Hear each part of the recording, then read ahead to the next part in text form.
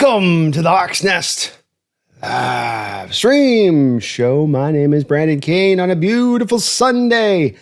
Tuning into you with a special show today, as it's not Seahawks Day, as it typically would be on a Sunday here. That's tomorrow. Today, we've got Mariner baseball in late October, mid to late October. Yes, the Mariners here going for a closing out victory against the Toronto Blue Jays on the road, trying to get it done, seeing if they can bring this sucker on a home. We will see today, as they've set the stage. They've got the one win at home at least, the two in the opening part of the series. So here you go. You got this cooked up today. What will go down? I don't know. We're going to be watching every pitch today. Julio Rodriguez stepping up to the dish first things first. Got to go over to this one because the ESPN one just doesn't work right. Because the ESPN one sucks. Mariners going out with a similar lineup to what they tried out last game. In fact, the exact same lineup they tried out last game. Julio Rodriguez up at the plate here. First pitch swinging. Clubs it out into center field, high in the air, and he will be up with it with out number one. Hope everyone's having a great, great day. Just a quick shout out here to the sponsor of the show, which of course is Sleeper. Here are my picks here on the left side there with Logan Gilbert, more strikeouts. You Savage, less strikeouts than the 5.5 posted, and Julio actually gets a hit despite that one out he got there. But big shout out to Sleeper, number one sports app in the game. They will match you up to 100% of your first deposit, up to $100 right now. So a nice little deal there for them. First pitch low to Cal Raleigh. So use my code NEST, $100 in your wallet, and help out the channel at the very same time. You can also get a freebie $20 free entry, no deposit required. Just create a login and you get free $20 in your pocket. So that's $120 in your pocket. Baseball, football, basketball is about to kick off. A high slider there. He's going to give him a strike on that one. But a big shout out to Sleeper. Please see their site for terms and conditions. But please do use my code today and get yourself in on the action. Daily fantasy over under, like you can see I set up here. This ball is going to be hit foul. Whatever your flavor is, whatever you prefer. If you were big old breaking ball there, that thing had some heavy arc to it. Everyone's having a great day. Thank you for tuning in today. Really appreciate you guys doing that. Could be anywhere, but you are right here. 1 and 2 count. Cal takes high. That one was a little too high there. Nice job by Cal with his eye here. Very well done. Very, very good.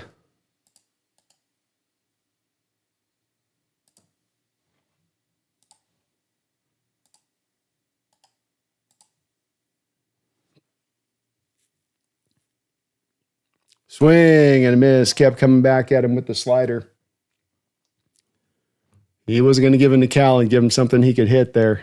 And Cal swung right over the top of it. A lot of break on that pitch today here from you Savage.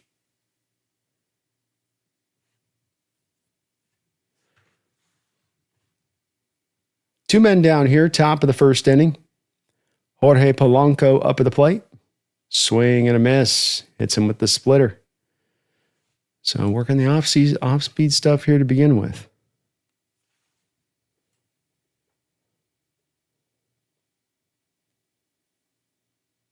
Outside. Ball one. Justin, Herbicide, how's it going? Your fave uncle. What's up? Megan, good to see you.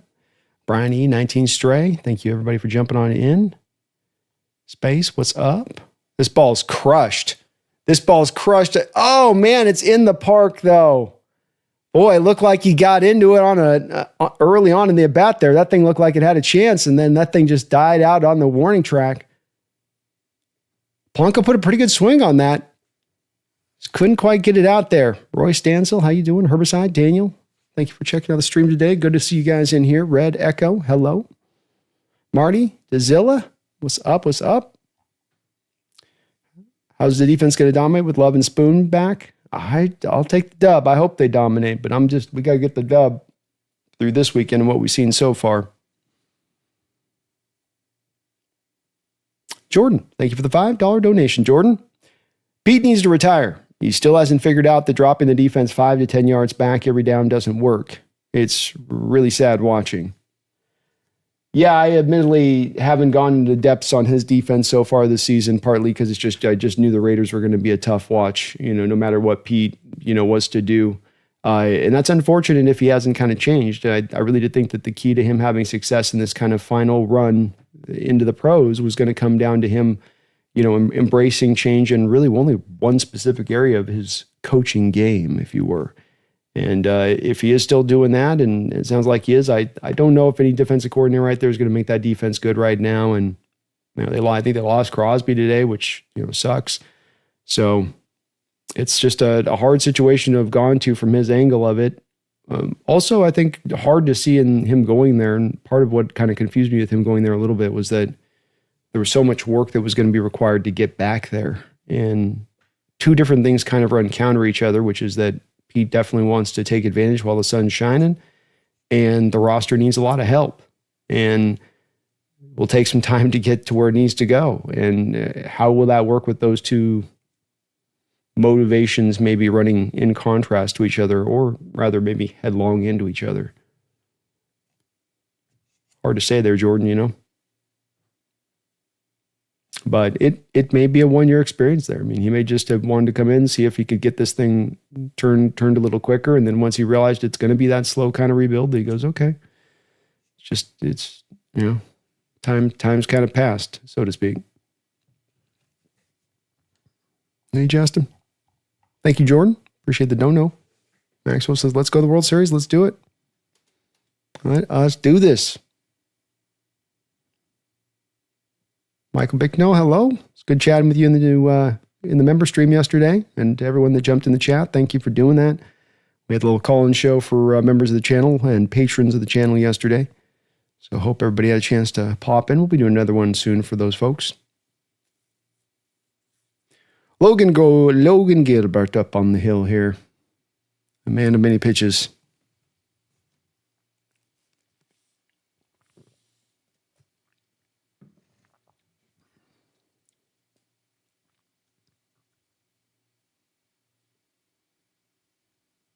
Inside. Ball.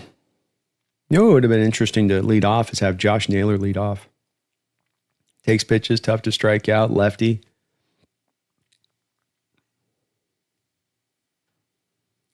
Springer up with the plate, hitting .318 this ALCS. Swing and a miss. Ooh, ow. Oh, and that hurt. He went down to the same knee that got just crushed. Absolutely crushed the other night. Boy, that swing looked a little weird too. 1-1.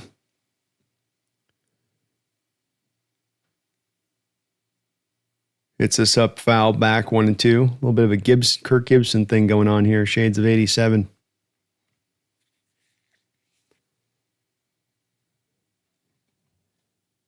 Gibby was hurting in that series. The Dodgers. 1-2. Bang back foul. Still a very effective player for them, but then he was hurt. Couldn't really use him in that series, and they facing Dennis Eckersley, which is one of the all-time best, greatest closers in the sport. 1-2.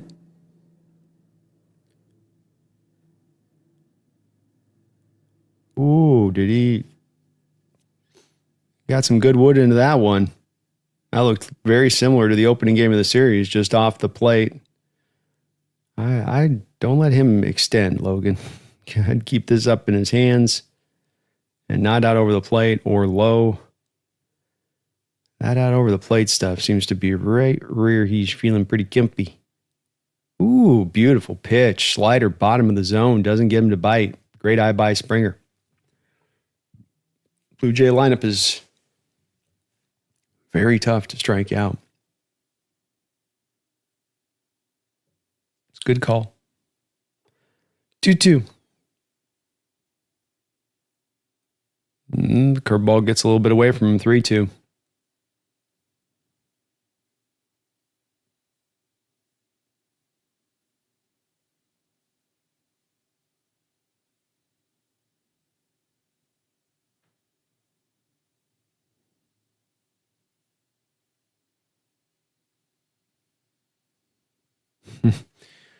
About 2 shakeoffs there from Logan Gilbert on this payoff pitch.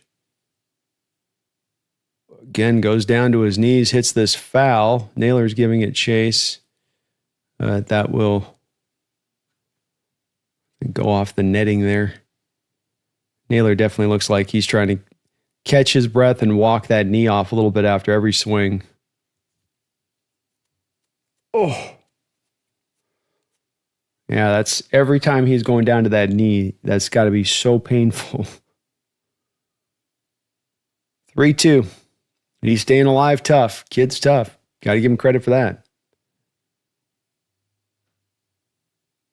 Sawed off his hands.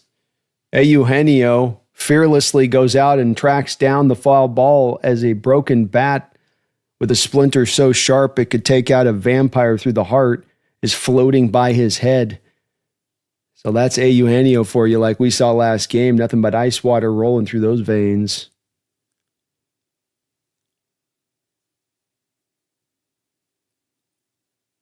Gilbert splintered his bat. Probably little pieces of wood up around the plate right now. 1 man out. Luke's up. That looked pretty good. Ball 1. Okay.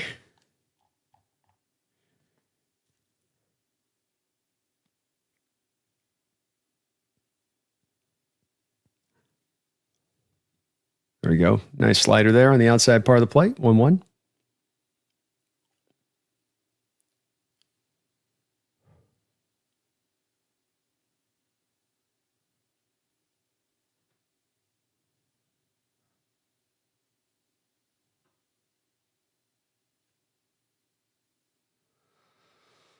All right, ump.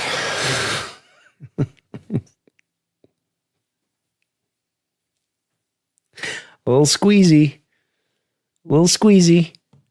These look like pretty good pitches on the black. And he crushes a base hit out there after 2 calls there on that. Yikes, I don't like that.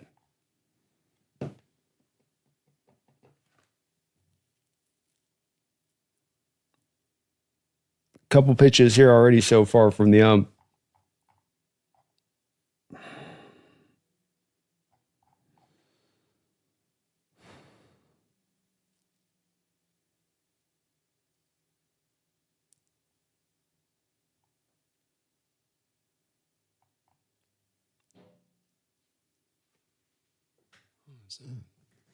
One man out. Vladimir Guerrero up at the do. Takes a mighty hack. Boy, Gilbert left that one. Something about Vladimir stepping up the plate makes Mariner pitchers throw it in the middle of the plate. He's a great hitter enough. You do not need to center square it up for him there. 0-1. Damn, that was a fastball at that. Low here. Peter Van Gent. Thank you for the $5 donation, Peter. And as well, being a member of the channel. I really appreciate that. Seems like a lifetime since Alvin Davis, Harold Reynolds, Omar Vizquel, and Kenny Phelps. Tonight is truly a generational opportunity. Enjoy it. Let's have it go. Bouncing ball here. Up with it. That was interesting. The ball just kind of slow roll hops right to second base. Rivas stands on the base, gets the tag out.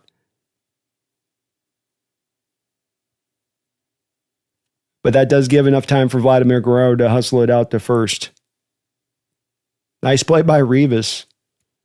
He made that look a little bit easier than it probably is in the moment there. And making sure to stretch out. Get the tag, get the out, 2 men down. Vladdy will remain on first. I will certainly say this to the younger folks watching this series and getting a chance to experience this and really do enjoy this. For the ups, for the downs, for all of the emotion of it. We haven't had a lot of opportunities, if ever, to be this, far into things. This ball's batted foul by Alejandro Kirk, 0-1. And we certainly are far from the days of those Alvin Davises and Reynolds and Omars. All those old names back in the day.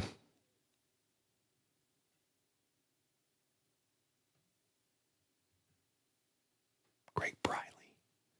This ball hit hard off the end of the bat. Just foul. Kirk gave that one a nice ride. Canzone gave it chase there. Just couldn't get to it. Generational opportunity, Peter. I love that. I love the way you put that. Get that win tonight. One series away. Kirk hitting 222 this ALCS. He has come up with some pretty timely hits on the back of that 222 average. Thank you so much for the dono, man. Let's effing go. Let's go. Andrew says, what's up, Brandon? Can't wait for tomorrow night. Me neither, Andrew. It's going to be fun. We got Bryce Scoots coming back to the house here on Hawk's Eye. He's going to help me out with a little bit of play-by-play during the game. Really looking forward to that. Gilbert takes a peek over there at Vladdy. Gets set. Swing and a miss on the splitter. Beautiful pitch there. Kirk could not find the top or bottom on that pitch. Swung right through it. Gilbert with a nice inning of work there. One base hit. No runs. One inning in the book. In the book, Ed.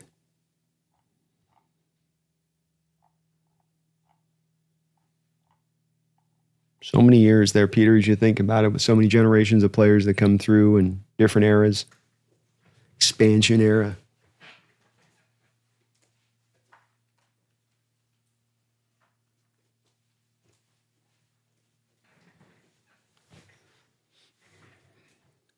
At mid-'80s time, like you're talking about with Alvin, Mr. Mariner, Harold Reynolds, Plucky Bunch.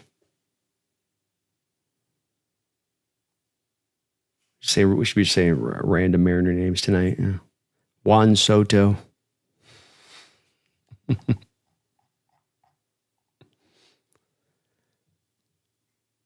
Beautiful pitch there by Logan. Good to get yourself out of trouble. Kirk shown he can be dangerous, especially dangerous with hitters on base. He's an unconventional four-hole hitter, I'll give you that. Wookiees, how's it looking so far? Well, first inning, everyone kind of up and down. Nothing too much to report on. Still early. Logan looks solid that first inning. Pretty nice, quick inning of work. Savage looks like he's got his breaking stuff working well, and he's going to lean on it.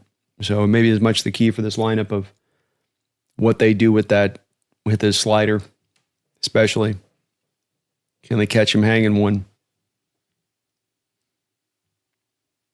Mrs. Hump gave that previous hitter 2 free balls. Yes, he did. Stat pitch tracker showed it. There you go. Okay. Come on, Umps. This is an important game. We need you locked in, man. Locked in.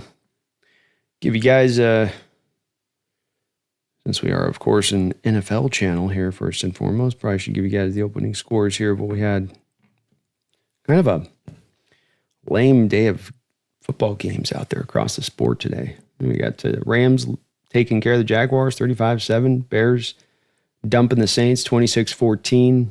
Browns absolutely pasting the Dolphins 31-6. Patriots, Drake May playing well once again, beating out the Titans. The Raiders not mounting much of anything there. 31-0. They fall to the Chiefs. Carson Wentz still rolling for the Vikings. Eagles able to take down the Vikings at home, 28-22. Panthers and Jets in one of the bigger snooze fests in the early games, and that's saying something. Were able to take out the Jets 13-6. Giants had the lead, couple touchdown lead at that. First pitch strike here on the splitter by Yasamish to start out the top of the second. And they fell at the final hour there to the Broncos, 33-32. Colts absolutely decimate the Chargers, 38-24. Commanders lose badly at the Cowboys, 44-22. Jaden Daniels busted up in that game, and the Packers mount a furious fourth quarter comeback to just snatch out the victory at the end there against the Cardinals. 0-2 here to Josh.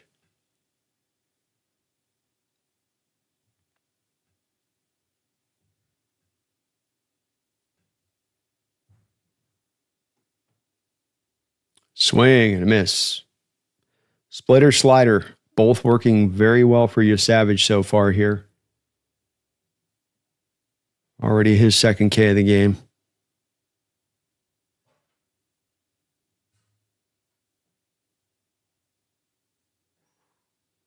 I believe it was a hanging slider that Julio hit in that last game, too.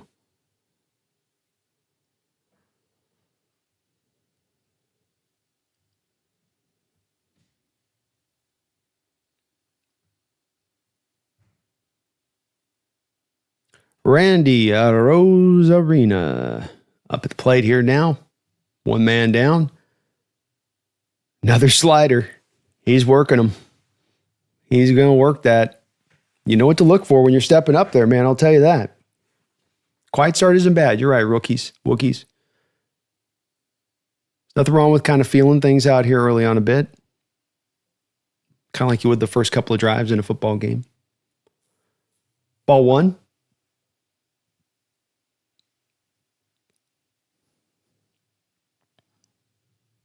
Oh, strike. Another slider. Seems like Randy really gets worked with the slider to the outside part of the plate.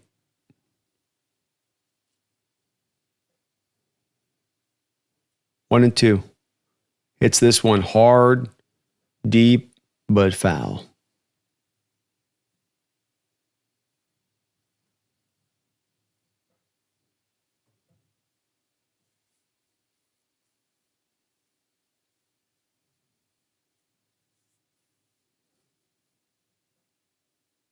Swing and a miss. Another splitter puts another Mariner batter down in this inning. Bottom just drops off that pitch. It looks like a fastball. It looks like it's coming in on the plane of a fastball. And then just as you start to wind up your bat, whoop, loses about 3 inches off the back of it.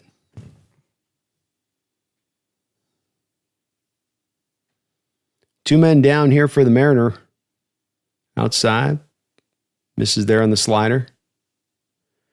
Comes the hero of the last game, Eugenio Suarez. 2 big home runs. See if he can keep that hot bat going here. Hitting over 300 in this series. 1-1 count. Savage set. Slider at the top of the zone, strike. I don't think he's going to throw you a fastball, hey, Eugenio. You know the splitter's coming here.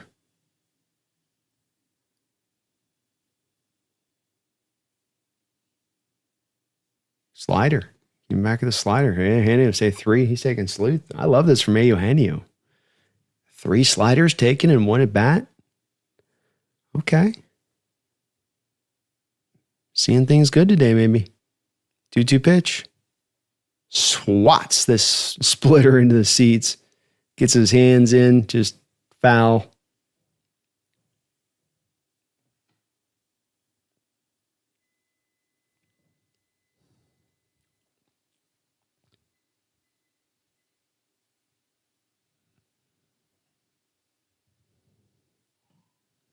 Now, Eugenio, ready here? Right at the bottom of the zone, he throws him a fastball finally. That might have been his first fastball in about 20 pitches. And he drops it right at the bottom of the kneecaps. I mean, pinpoint control there from Yee Savage, along with just the timing. There's no way you're looking for that pitch there. We could see he's kind of holding on that splitter the way he swung the last at bat. And I think because he got such good wood on it in the last swing, they went, okay. Maybe he's dialed in on the splitter. We need to go to something else. Brian says Daniels might miss a chunk of time per reports.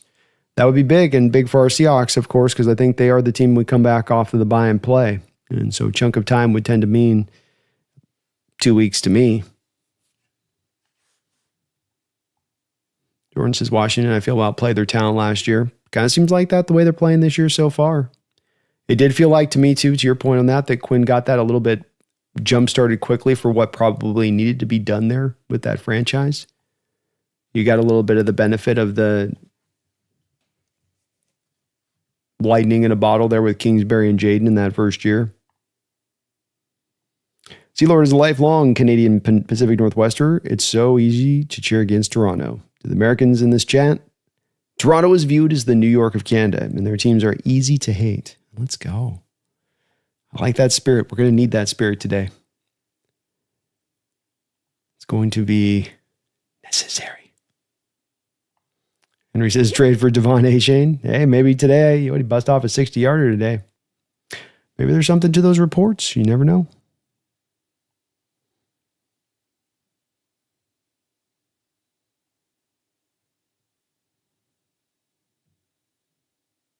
Swedish says, oh my God, I'm going to have to double my blood pressure medication today. All of us old men are going to have our hearts tested today, I think. I've already made my peace with it. Already made my peace with it.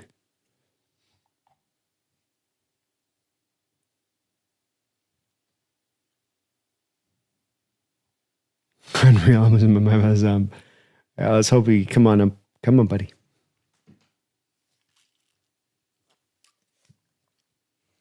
I'm telling you, Robert, automated umpires.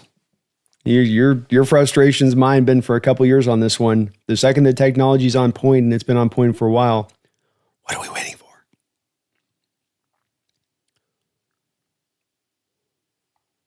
Glad to hear it's finally coming next season, though.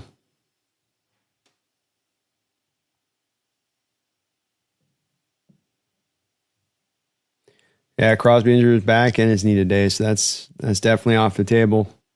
Keep coming back to with the trade deadline, and it's only further, I think, cemented by like the Bengals maybe turning on their season enough not to be willing to move Hendrickson, and we'll see what's going on with Crosby's injury. Bottom of the second, Gilbert, slider on the outside part of the plate, strike one. There's just not a lot of teams. There's not enough teams out there. There's not enough available players of significant return that are going to be on the market for you to really go get. You might maybe get a guy here or there, man, but there's no real big move to be made. This ball's hit well, and this might get into the gap. Julio's going to try to track it down. The ball bounces out of his mitt, and that's going to allow our guy to get to second base, Dalton Varsho. He got a good swing on it. Gilbert left that thing not only over the zone, but kind of over a decent part of the plate there. And Varsho, a good piece of hitting, just went right with it. Julio misplayed in the outfield that probably should have been held to a long single. But just spun up out of his mitt as he tried to squeeze it. Runner on second. Bottom of the second here. Strike.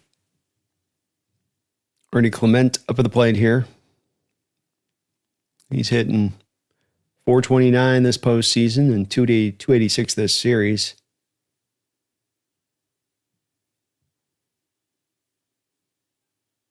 Batted hard, right at Eugenio. He's up with it. Eugenio with an error. Oh boy.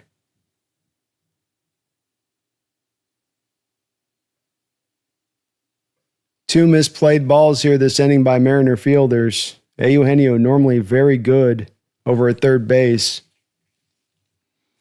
Couldn't come up with that. Pretty rudimentary, pretty normal ground out there. Nothing really super tough about getting it, and he just bobbled it up a bit.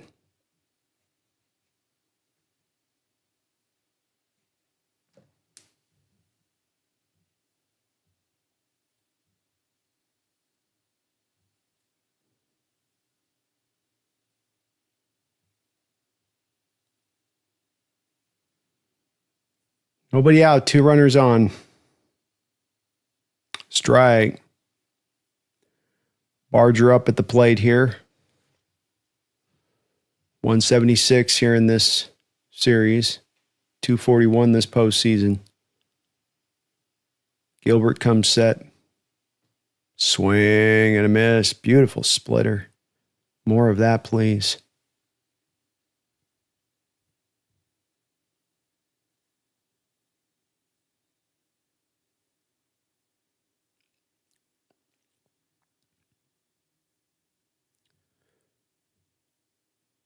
Oh, 2 count. Logan comes set. Another nice splitter there. He just couldn't get him to swing at it. Almost exactly the same location as the prior pitch. Just couldn't get him to bite. 1-2. Gilbert takes a deep breath. Peek back at second. Bouncing ball foul.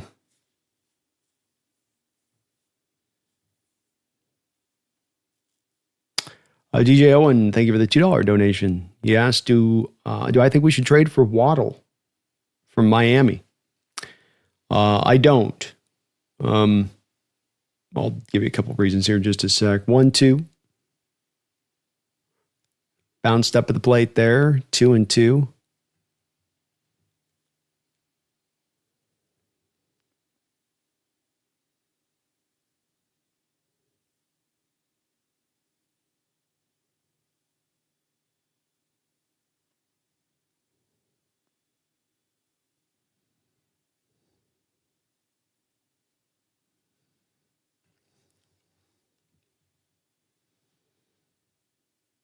Steady she goes, Logan. 2-2 pitch. Base hit out into right field. So that's not only going to score one, but Clement's going to be able to get over to third base. Tough. Still nobody out.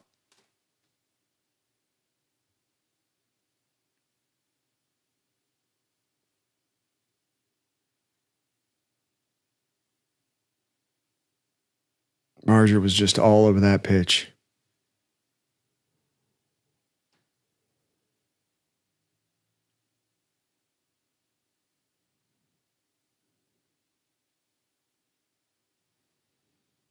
Runner on first and third, still nobody out. 1 runner in. 7-hole hitter up here. This Blue Jay lineup, though, has been tough all the way through this series for the most part. That's a check, swing, strike.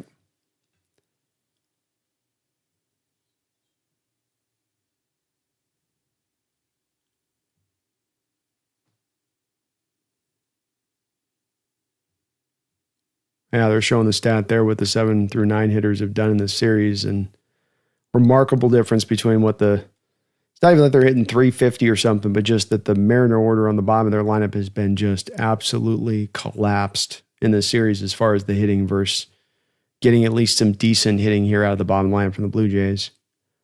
0-2 count here for Logan.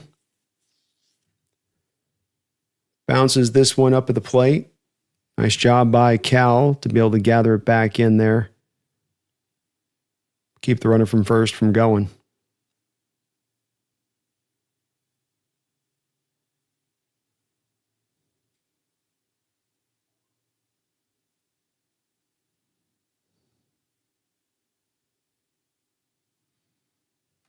One and two.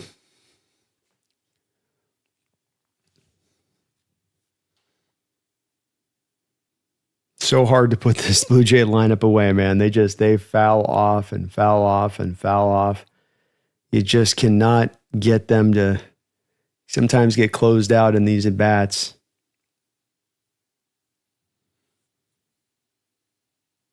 Logan comes set. The wind. Just gets it off the end of the bat. That'll be enough to score the runner and be a base hit. That's what happens, man. Good things happen if you just get the bat on the ball and don't strike out. Put it in play. Just a little nubber up the left field line, and Lady Luck is on the Blue Jays side here so far. Balls spinning out of gloves. Off the end of the bat.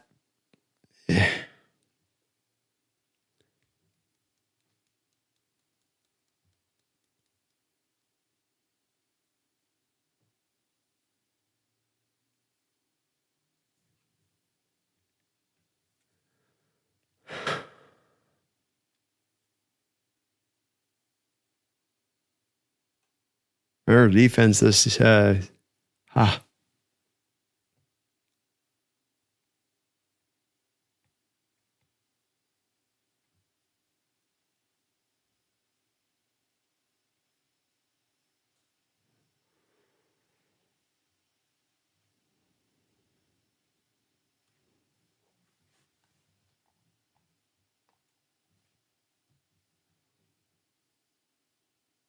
Okay, the 9-hole hitter comes up to the plate here. Nobody out still. 2 runners in. 2 runners on. Logan working his way up to his 35th pitch of this inning here. Or of the game. Of the inning. A bunt attempt here by the Blue Jays. That goes foul, 0-1.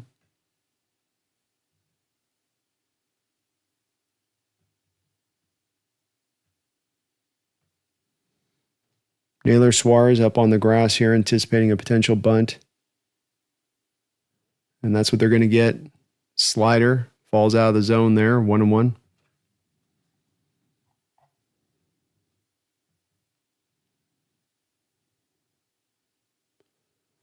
I think we got here before the 3rd inning curse on this one.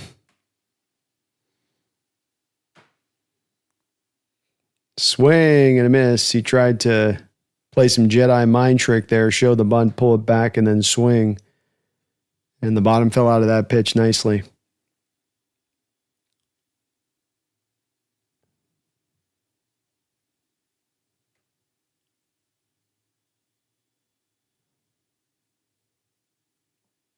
Logan set.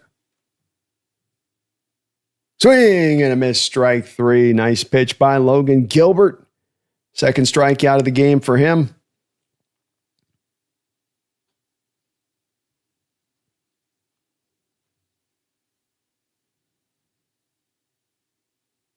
Beautiful pitch. You needed that. 1 man down.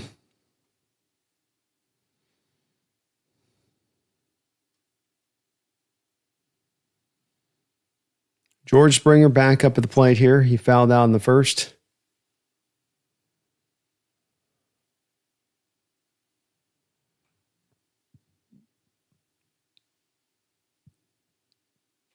Ball.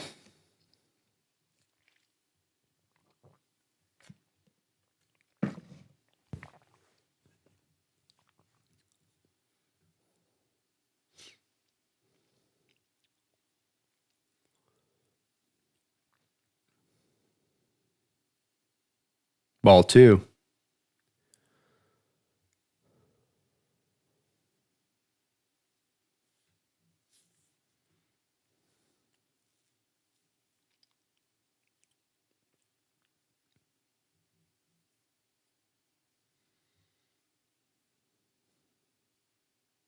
Ball 3.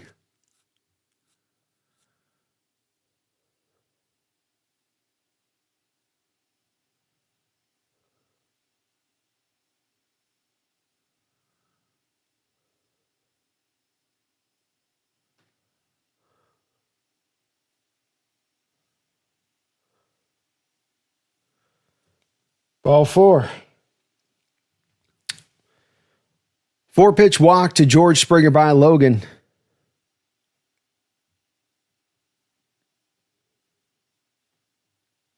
The worry you got here when he just can't seem to find the zone on this is that this is about the time you're going to get around to grooving one.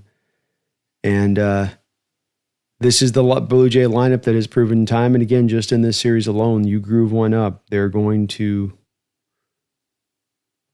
make you pay the price for it.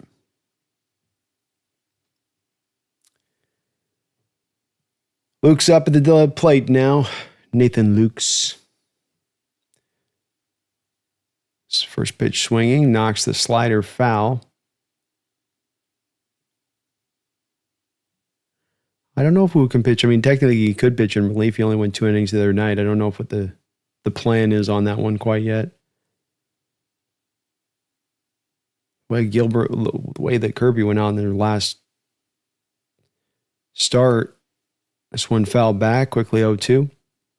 Certainly would feel a lot more confident with probably trying to start with Wu first George Kirby and maybe bring Kirby off out of the bullpen in that game or something like that. 0-2 count, bases jacked. Swing and a miss, strike 3. Beautiful pitch. Nice job there by Logan. Whew. Okay. Got him out in front. Swinging right through that thing. 2 men down, but the man that has just been so hard in this series to deal with, hot this whole postseason, Vladimir Guerrero with the bases loaded. Oh boy. Logan bounces the first ball up there.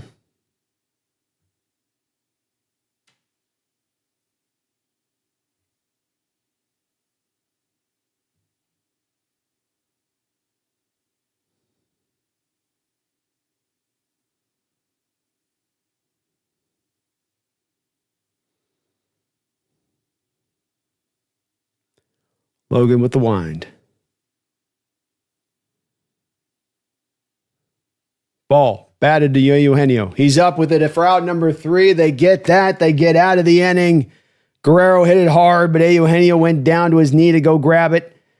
Able to throw the runner out at second. Nice play by Eugenio. That ball's hit hard.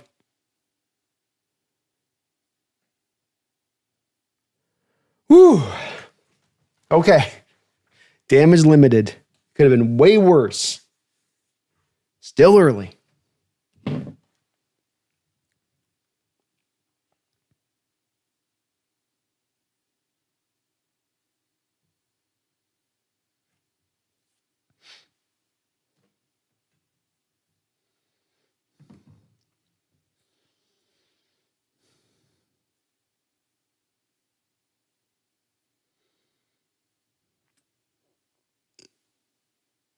Yeah, good job getting Vlad. Kept that thing low. He hit it hard, but because you had the pitch low on him and you weren't leaving it up in the plate, hits it hard, but it's still going to be on the ground then. Especially he does like kind of the levelish stroke that he kind of put into it. And well done by Logan. That's hard to get out of that. And think about it, just 2 runs with him on the hill there. With 2 errors in that inning. Could have easily had been up as high as even 3 errors. Just 1 inning could have been way, way, way worse.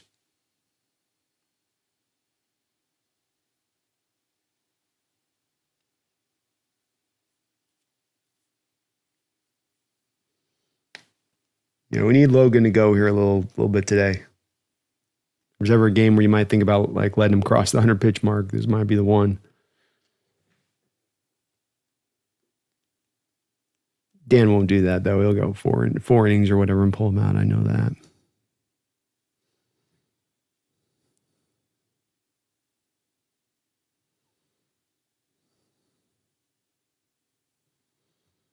That's right. Geno redemption. DJ Owen, sorry, I'm a little late on getting back to you on the trade for Waddle. The thing with the Waddle trade that's just hard to pull off is going to be, where does his fit come into the offense now? Miami is reportedly wanting a first-round pick for him. I still am not quite sure of how Miami is going to. I think part of the reason they want the first-round pick is because of how much dead money they have to eat on his deal because they gave him a new contract relatively early. So you're probably not getting a discount on the deal.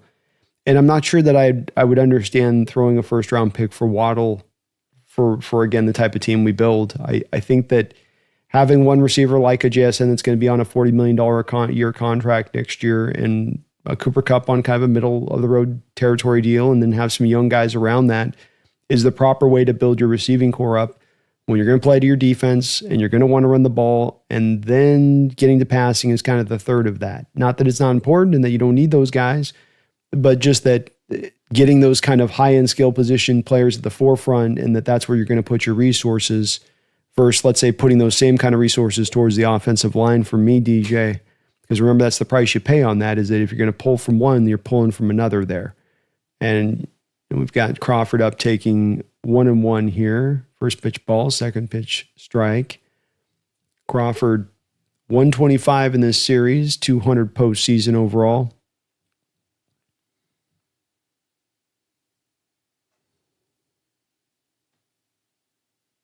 Swing and a miss.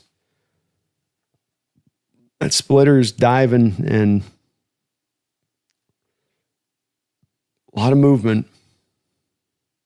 A lot of swing and misses here in this game from Trey Savage on the Mariner lineup. They're showing right now you only had 7 misses, swing and misses in the last game, already 6 today. Bounces this ball up at the plate, 2-2.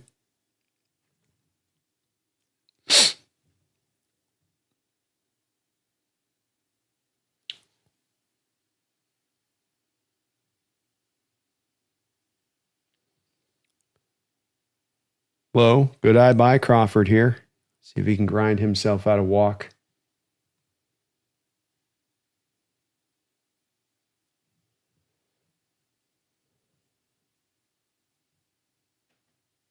Outside, great job.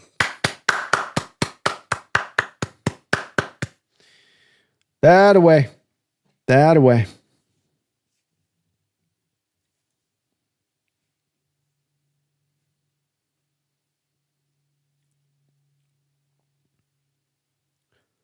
Opening walk here for the Mariners, and up comes Dominic Canzone. Ooh-wee.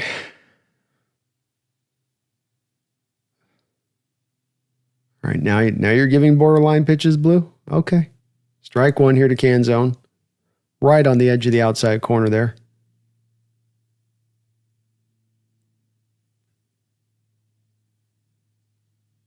Swing and a miss on the splitter. Okay, kid. It's coming back with the splitter. Make him throw it for a strike. Fight it off until you get back to a pitch you can work with here.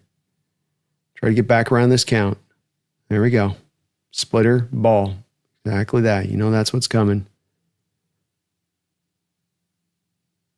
Might throw the splitter, might throw the slider. Protect against the splitter. See if that slider can have a little bit of a hold up on it. Maybe he hangs it a little bit and you can get into it. Lefty on righty, you should be able to see what's coming off that hand a little bit easier. 1-2 pitch. Swing right through the splitter. Strike 3.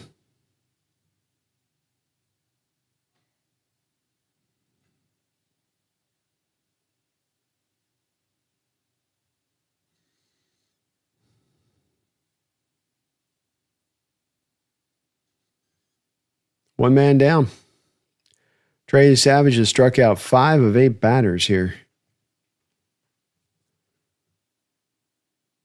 At least we're making him work. Strike to Leo Rivas.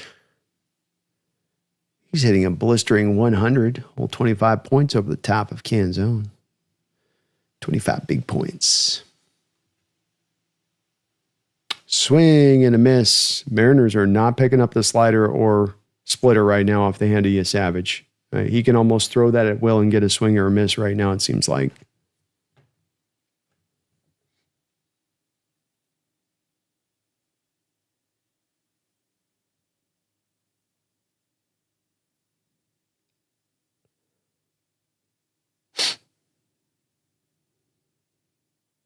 No Victor Robles, huh?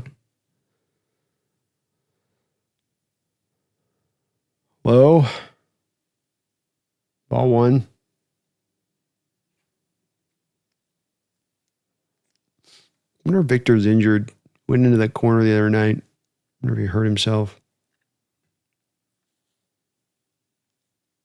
Rivas chokes up on the bat here, 1-2. Splitter bounced at the plate, 2-2. I guess on the good side here is that you've somewhat made you savage work here through 2 1/3 innings. He's up to 37 pitches here.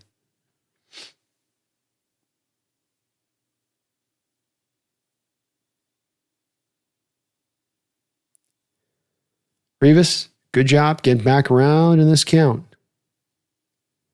2-2. Crawford gets his lead from first. Ball is skied foul, out of play.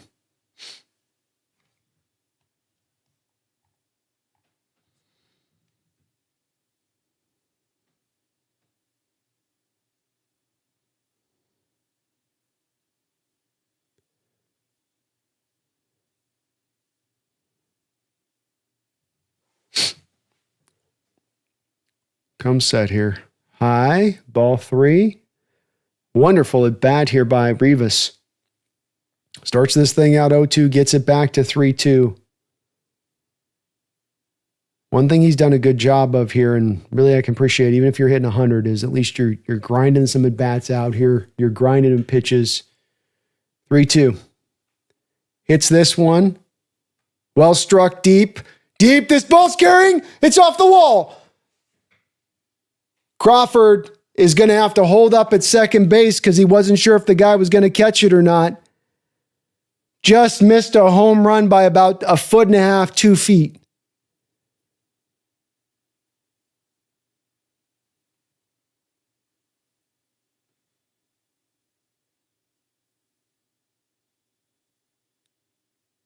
It really got up there and he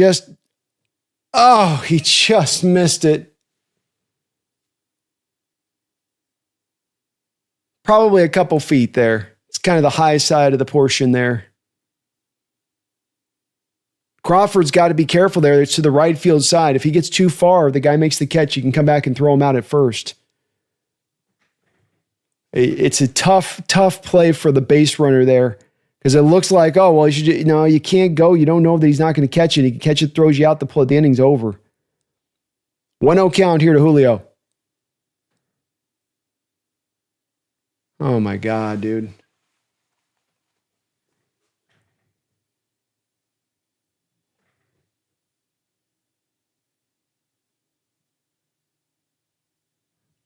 Rivas might have gotten thrown out here. You got to be aware, kid. You got to be aware. Looks like the tag might have gotten through his hand there.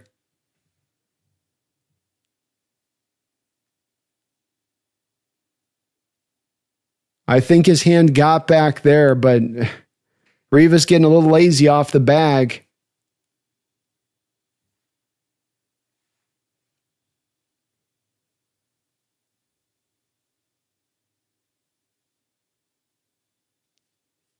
I don't know how you can overturn this. That looks fair to me. That looks like he's back safe to me.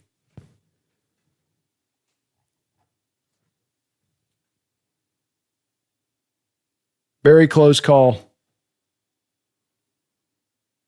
Looks safe to me. If the call in the field's safe, it's safe. If it's out, I could see him being out. It's one of those ones. I don't know if there's corroborative evidence there that really tells you for sure. Rivas just caught completely unaware on the play and it's not even him getting a too big of a second lead. It's just him not getting back to the bag fast enough. Mental mistakes here early on for the Mariners a little bit.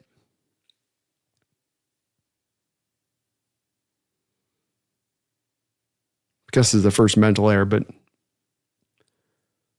a bit of some unforced errors here. This has taken quite a bit of time for them to figure this out. How many more? If you've got to look at it this long, you don't really challenge it. To me, you shouldn't be changing the play. Safe. Goodness. That's big because you got a 2-0 count here on Julio. Alejandro Kirk with a great throw. Guerrero just couldn't get the tag down. Rivas, you lucky bastard. 1 man down, 2 runners on, 2-0 count here to Julio Rodriguez.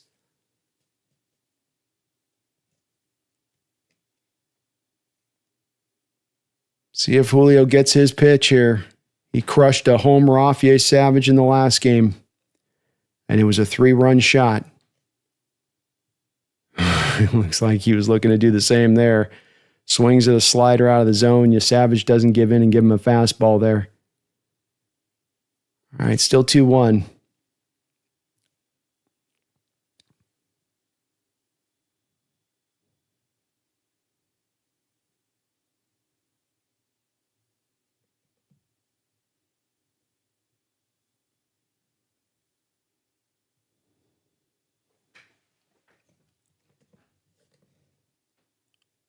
Ball low.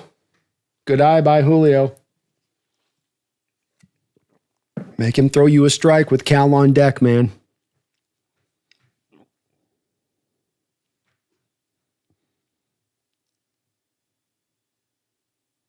Inside, ball 4.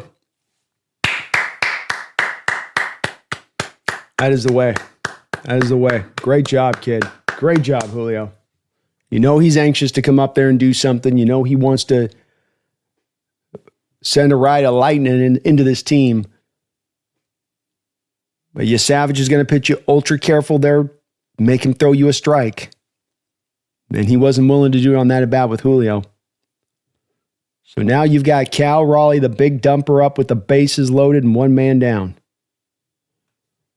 Pitching coach is going to come out here to talk to Savage. He's 45 pitches into this game through two innings and a third. Cal, don't need a home run here, man.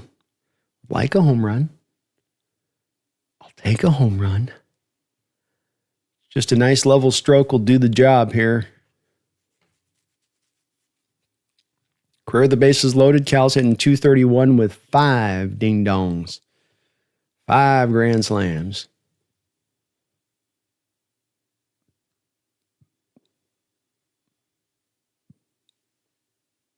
Cal, first pitch swinging. Might be a double play ball here, and it will be, and that will get him out of the inning with no runs. Bases loaded, 1 out, and no one able to come back in there. Just hit it right at Vlad. Vlad was able to make enough of a throw to second base. Back to first. Tough. Tough. Yeaman Adventures. Thank you for the $5 donation, Yeaman. Appreciate you for that, or Yeoman, if I'm mispronouncing that. Says, go Mariners. We got this. Thanks for the call.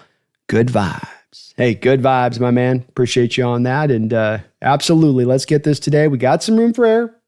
It's not a make or break, do or die, but it would be nice. But plenty of game left here. See if Logan can get back out there, settle back in for maybe a couple innings here, preserve this a bit to the bullpen, and then see what's what at that point. But my pleasure, Yeaman. I love doing this, man. It's always a lot of fun, especially have this opportunity with a Mariner game like this, which is so very inoften for us in our history being in this kind of position.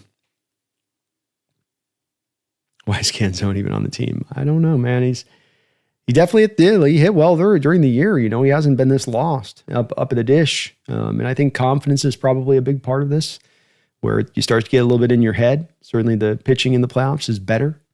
So you're going up against the more primer of those arms out there. But yeah, he's been a little bit overwhelmed.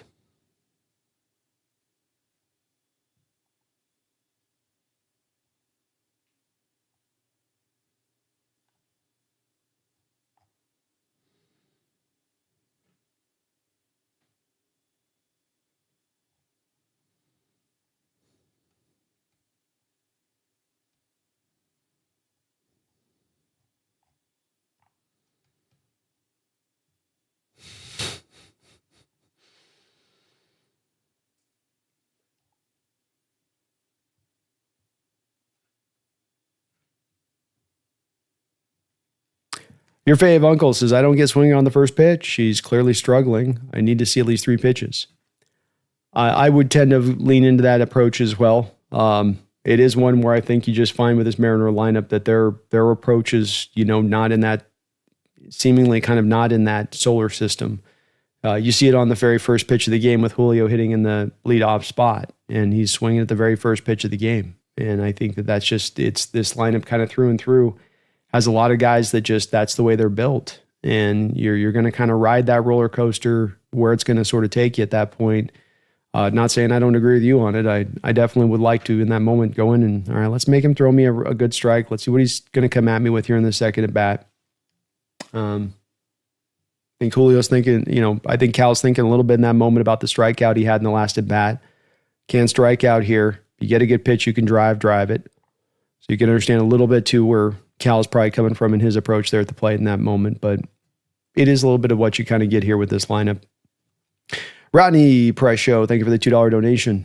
Sometimes you just want to scream at this team. Yes, sir. Curveball, top of the zone. Rare curve here to Alejandro Kirk for a strike. Yeah, it is frustrating with this team sometimes on that, call it the small ball stuff in any way, shape, or form. And I'm not just talking about the bunting there, but just, okay, get yourself something driven in the outfield, get a run, bases loaded, one out, get one. But they can it kind of goes both ways, where they can make the easiest of runs that would seemingly be there to go get the hardest, and then the hardest in going to get the 2 or 3 home run, they make sometimes the easiest with some of their approach. And it sort of wobbles back and forth. Jordan asks, how does Robles hit against righties? I'm going to take a look at that next commercial break, I think. 0-2 count here for Logan. He tries to get Kirk to chase at another curveball there. See if Logan maybe starts to spin through a few curveballs now going through the second time in the order. He didn't throw much of those at all, I don't believe, through the first run of the lineup.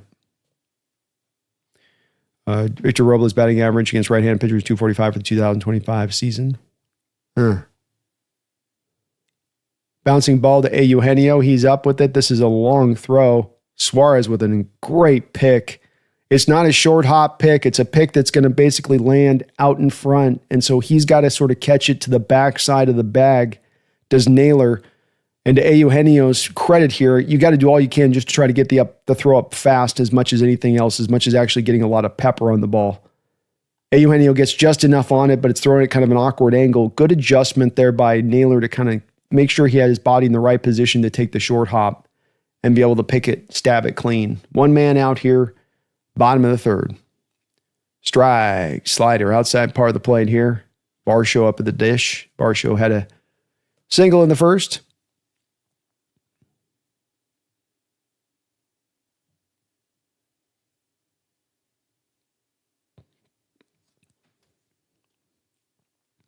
There we go. Yeah, Logan going to the curveball this inning. Another one there. He gets over for a strike, and he's getting him over for a strike, too, at that. Good sign.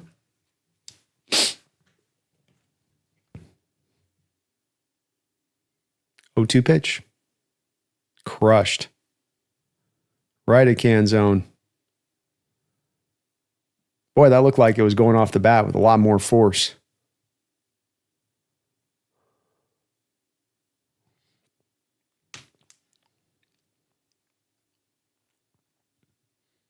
Two men out.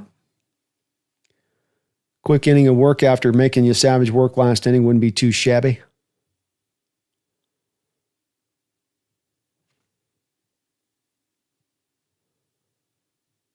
Gilbert the wind.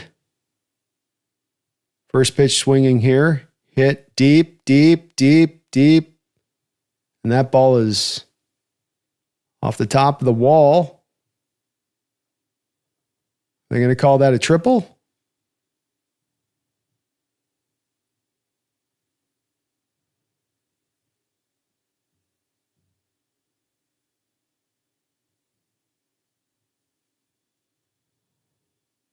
Odd looking shot there.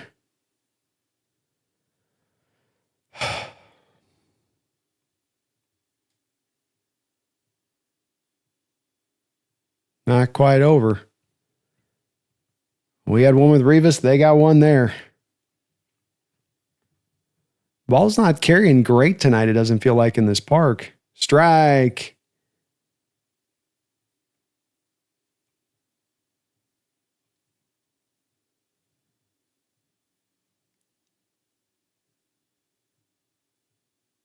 Oh, 1 here. Barger, 1 for 1. He hits this hard. And that ball's gone. 2-run home run.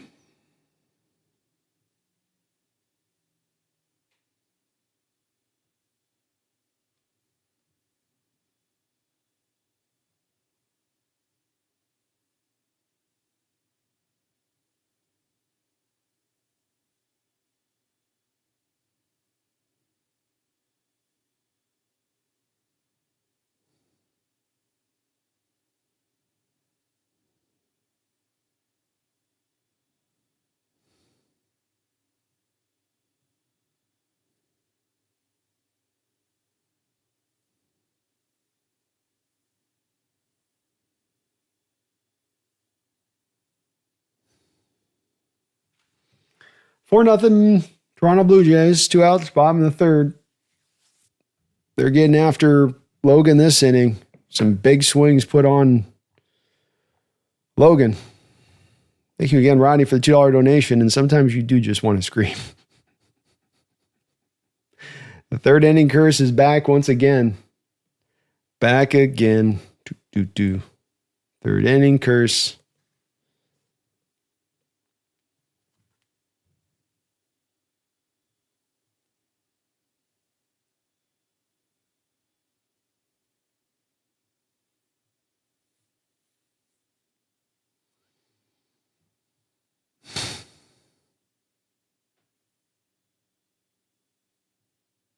Starting pitching in this series for the Mariners.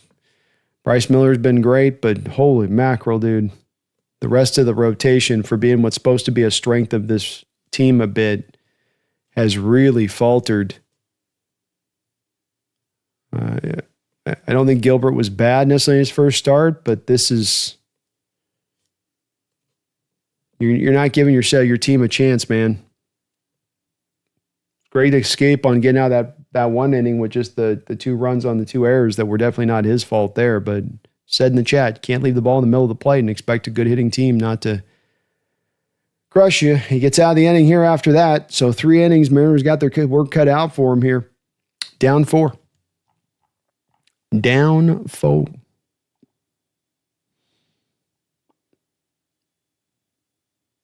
Jordan, yeah, Victor Robles hitting 245 in 2025 versus right-handers to me just kind of speaks to, okay, well, he's at least in more of a functional place than what we're getting here. This is where I have to think there's some injury at it because Canzone's at a spot here in the lineup with how he's hitting, and not just how he's hitting, it's how his at-bats look. His at-bats are awful. He is a threat to go down on 3 pitches, 1, 2, 3. And might be him staring at a strike, might be just him swinging and missing. So I don't know why Dan's looking at that, still going, well, I'll still trust the lefty-righty splits on this one when you do have an option of a Robles on the bench. And I understand the lefty-righty situation, but at the same point in time, I don't know that it should be this freaking end-all, be-all when you've got a hitter in the lineup hitting 50. Or 83, sorry. Let me give him 30 more points.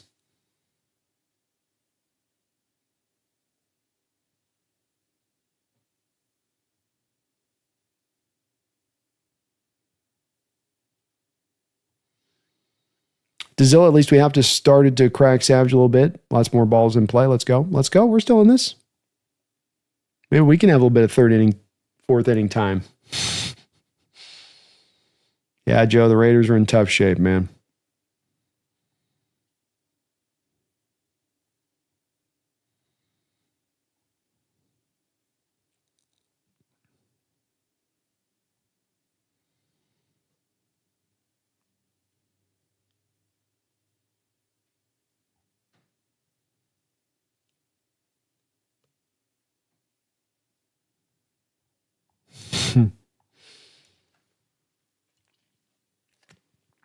He says we're going to have to sweat a Seahawks win while also sweating out a huge Game 7. And it's real talk. Maybe so. Still a long way to go here. We're not over out of this yet. We're not even halfway into this game.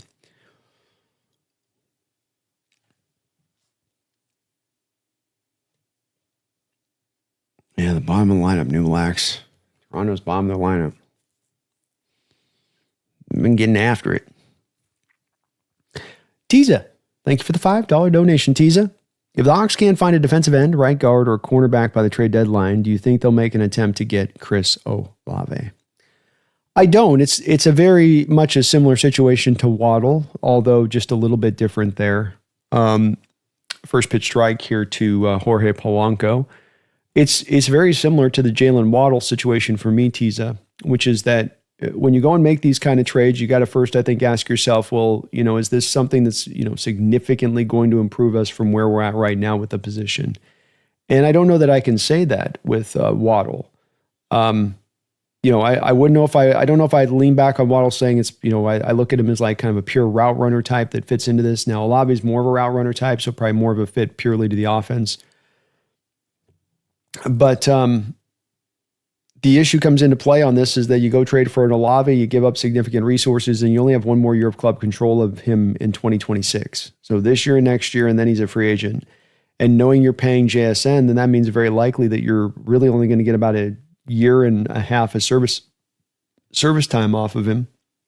1-2 pitch here to Jorge. Outside, good eye. 2-2 on the splitter.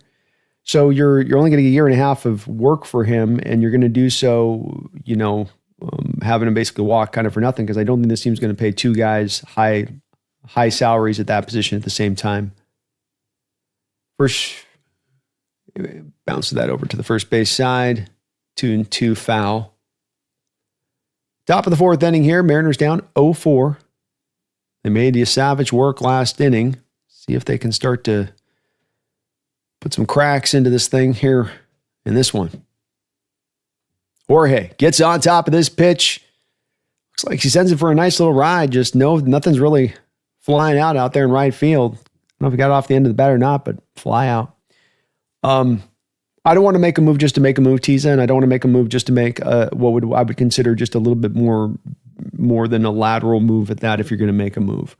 And Olave, not having a lot of club control, knowing the cost is probably bare minimum third round pick, if not more, just doesn't really add up to me. I think we're getting good play out of Cooper Kupp. I think we're getting good play out of Torrey Horton. JSN's eating up 44%. This is the other part of this. Base hit out into center field by Josh Naylor. First pitch swinging. Nice job by Josh. We have in Mariners aggressive at the plate. We have a guy in JSN eating up 44% of the target share. So, what's the other part of this is that these guys are not getting as much production, not because they're not making their catches when you're throwing it to them. You're just not throwing it to them very often. That same thing would carry over for a Chris Olave. So you're giving up all this capital. You're getting a very short amount of time that you're going to have control over Tiza. And then he's still going to have to deal with a very small amount of the target share of this offense. It's almost like an insurance. So if we have an injury to the receiver position as much as anything else. First pitch swinging by Randy Arozarena, and he'll send this back foul. Mariners remain very hyper aggressive up at the plate. They are coming up there to get their money's worth.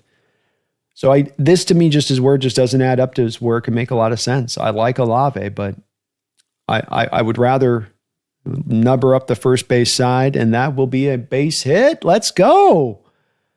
Clement having about the same issue Eugenio did earlier, where you're charging up as fast as you can, and then you have to barehand the ball as you're charging it that quickly. It's hard to pull both those off while getting your body in a position to be able to throw with enough force to get the runner at first, especially with the Randy, who's very fast. So Mariners again here, second straight inning, have something working, 2 runners on.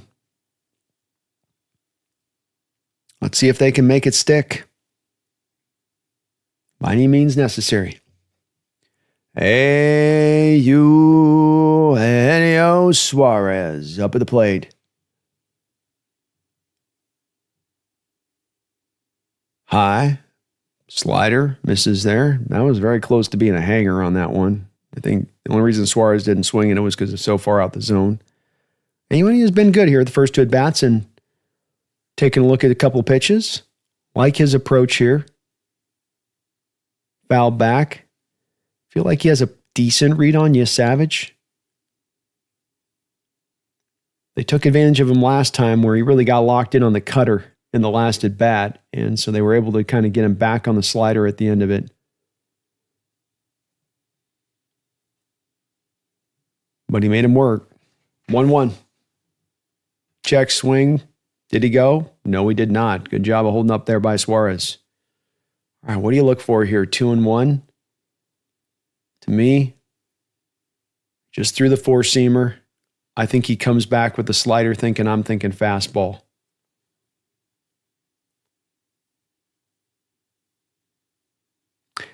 It was a slider, and he swung right through it.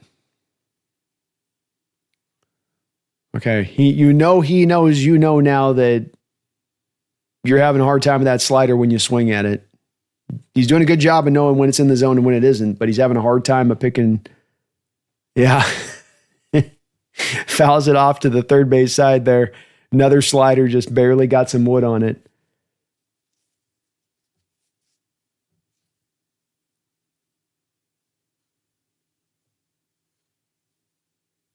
Your Savage smells blood with his slider on Eugenio. I think the sad part is Eugenio's got a good read on him with the ball. Goes to the backstop. Runners will progress up to second and third. This will take this to a 3-2 count. I think Eugenio's got a good feel on his splitter and on his fastball.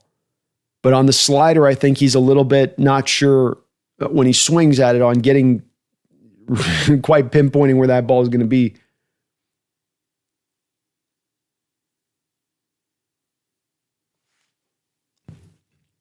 Now you got to start thinking maybe fastball here with a 3-2 count. He's not going to want to. Well, no, he might. He might still come back with the slider. He does. Splitter, top of the zone. Savage wanted the count, wanted the call, but it looked like it was a little high.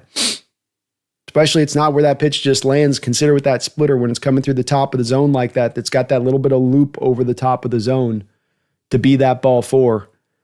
So here comes Crawford up to the plate. Does he got some magic in the bat? Bases loaded for the second straight inning. For the second straight inning, bases loaded with only one man out. Crawford, first pitch, splitter, strike at the knees. Crawford, career with his bases loaded, 373 with 6 grand slams. 0-1 count.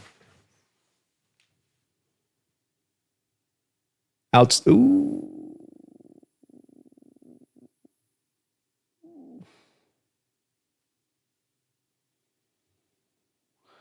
Oh, and 2. Okay.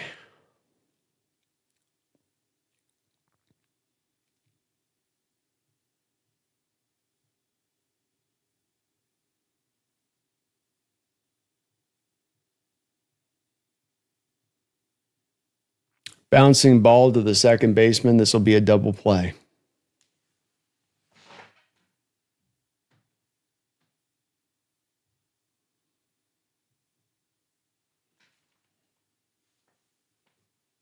Damn.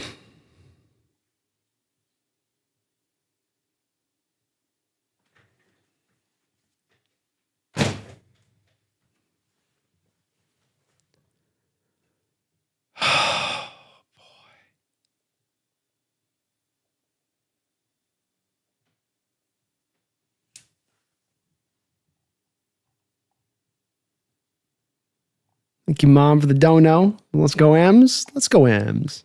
Appreciate you. Love you. Good to see you.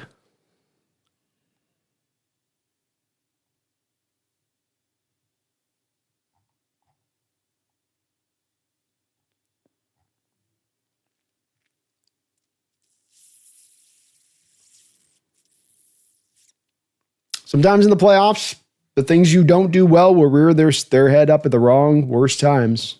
And, a game like this should be probably a 4-2 game. If you have any sort of kind of ability in the very least as a baseball team to execute some kind of brand of small ball. And I'm just talking the sack fly element, not the bunt them over, not the move the guy over. I'm just talking about the final piece of this particular puzzle. And in watching the Mariners for the last few years in the ball club that they have put together and the bats that they continue to put out on this lineup, it is a lineup that, it's already kind of gone away from the game. And so it's a general, I think, sway in the way that the game's run anyway. But you can just see how bad they are at it. And that when you can't control counts, you can't get to the right pitch that you can drive. When you can't get the right pitch that you can drive, now you're just trying to swing at anything. And when you start swinging at anything, that's how you're going to start to roll stuff over and end up grounding yourself out into double plays like we've seen the past 2 innings.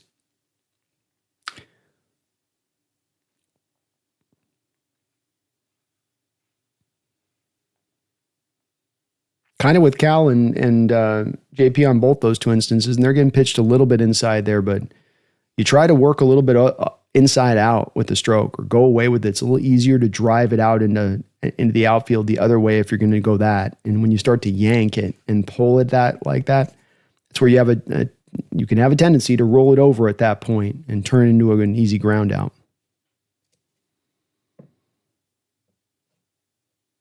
And why is it so difficult for them to get runs? Because they really do live and die by the home run ball. And it really is all in the back of that. And if you have a game where they can't hit home runs, and you're playing a team like the Toronto Blue Jays that's going to put runs up on the board, it's just going to be a long day at the office. And it can be frustrating, but it's also the nature of this beast and how it's been built. And maybe that can mean on the other side of this that we can go through a game where you have your 4 or 5 innings and you're struggling to get a run, and bang, here suddenly get a couple home runs in an inning, and now you're back in play.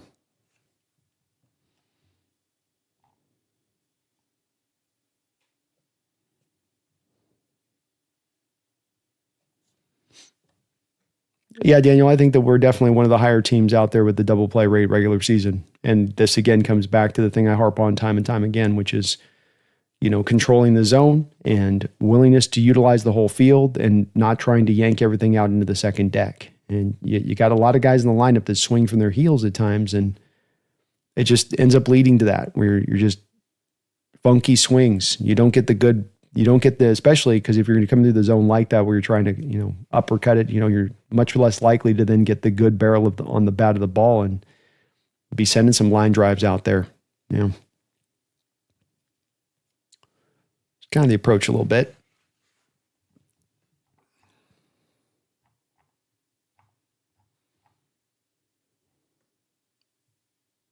One, two count here. High, 2-2.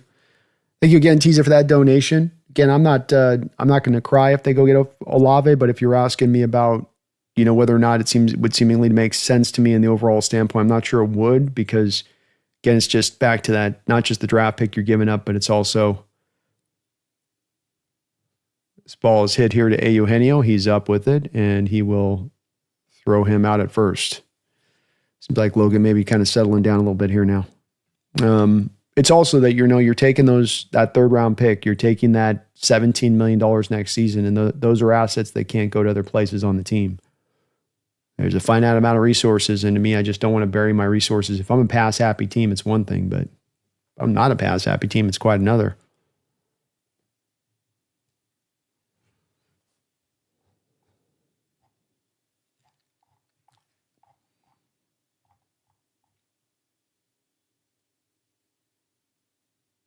Ball's first pitch swung by Springer up to center field. Julio up with it, and that will be out number 2.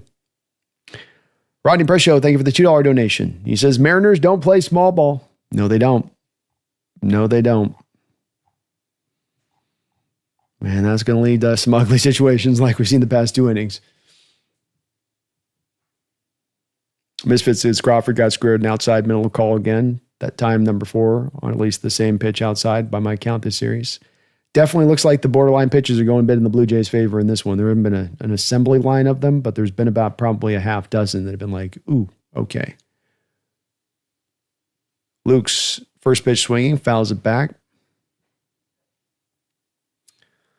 Harper says 2 straight innings with base loaded and 1 out. You ground out to double play back-to-back innings. What the hell? I know.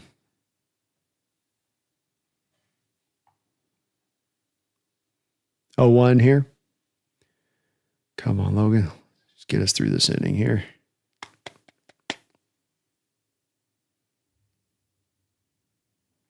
Umps have done this to us repeatedly in key situations in this series. Definitely gotten the zone. Zone's been funky in some of these games. That call there to Crawford there was that's tough. Part of the reason he's got to swing at that point is now he's protecting and more of a defensive swing and less of an ability to drive the ball. Call hurts in that moment like that. 1-2, 2 men out. Blue Jays up 4-0 here, bottom of the 4th inning.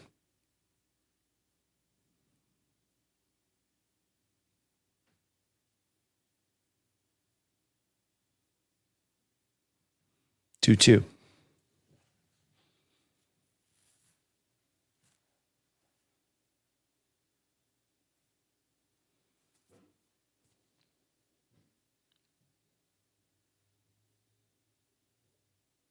The wind and the pitch. Bat over to Polanco. He gathers it up and throws him out at first base. That'll be out number 3. Blue Jays go down in order here. In the 4th, Mariners are going to try to come out and see if they can scratch something out here. They've put the pressure on the last 2 innings. They just cannot seem to take it over the top of the hill with a chance to close this series out here today. Peter Van Gent, thank you for the $5 donation. And folks, if you can for me, please hit that like button. It's the thing that does help out this channel considerably. I would really appreciate it. Peter, thank you for another $5 donation. Says, you think the crazy alignments, one tech over guard, overload slides, big catted edge, was Jacksonville specific or something that we'll see more of? I have seen it in the past in other moments and other times against other teams, Peter, and I think what really, in my opinion, probably drove that as much as anything else. I need to get some water. I'll be right back.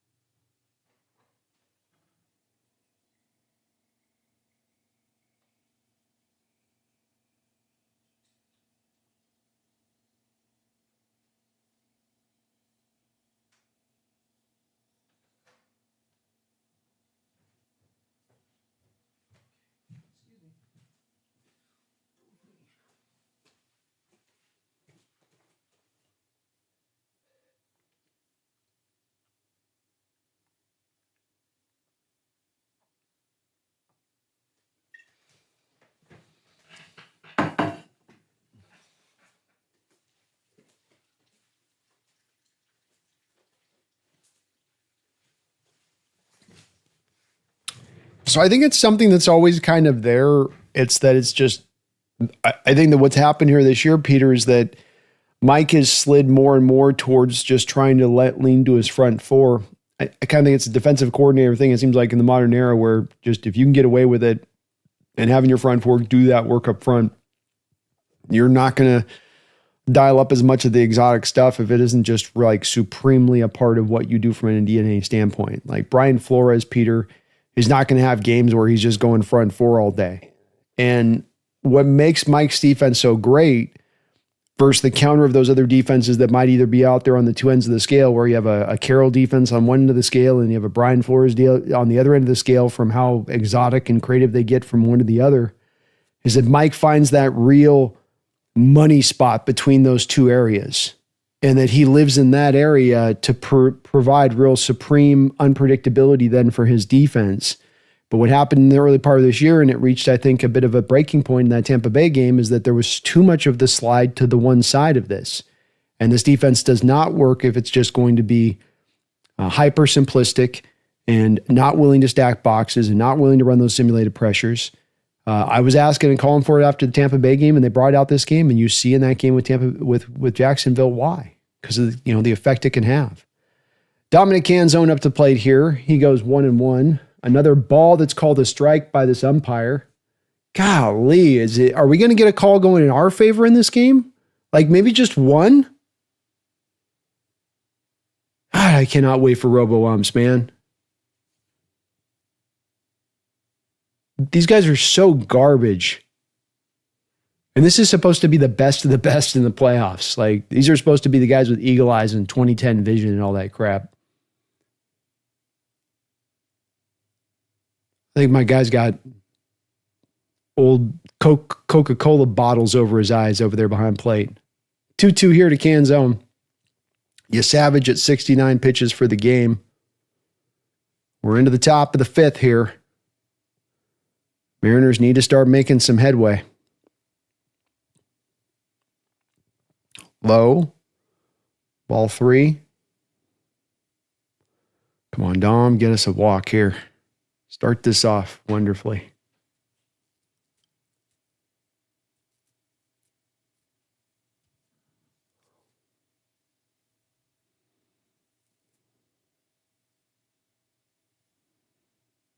Three-two pitch. Batted up the middle. Base hit by Dominic Canzone. There we go. There we go, Dom. Hey, right back up the middle. Don't do too much with it. Pitching coach is going to come out here and talk to you, Savage.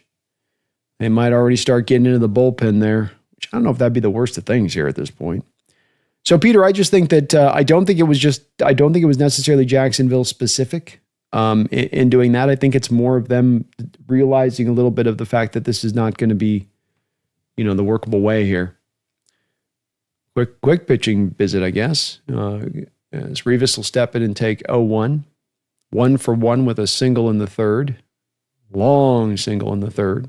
Probably about the longest single you can see off the top of the wall. Foul back, 0-2. Impressive, too, because he took that last at bat from an 0-2 count, drawing it to 3-2, and then able to get a pitch that he could work with.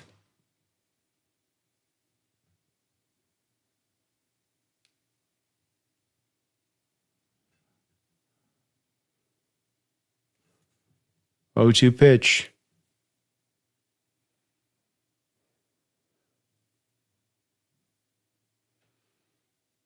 Chokes up on the bat. Swing and a miss. Boy, that was a dirty splitter right there. 6th strikeout of the game for you, Savage. 1 man down. Top of the 5th inning here.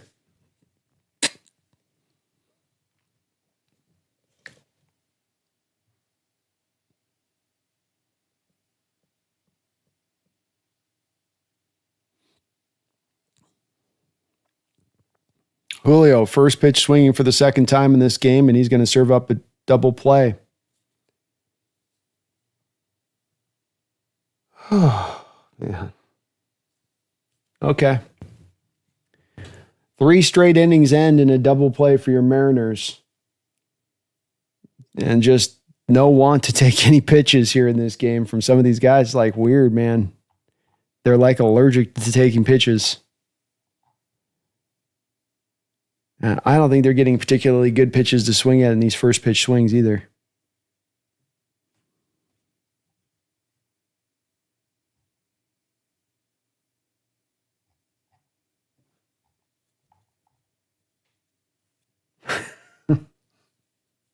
The approach is so weird. That's so freaking weird up at the plate, man. A guy like Julio, you just took a walk your last at bat. The guy's walked a variety of guys in this game. He's being careful through the zone. He's going to be super careful to you. That did not look like a pitch that was center cut up in the zone for him to be wildly swinging at.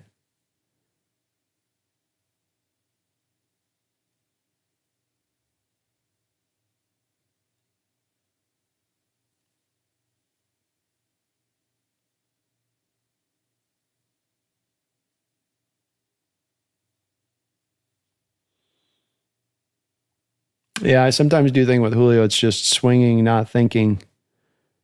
And he's able to get by in the back of that, but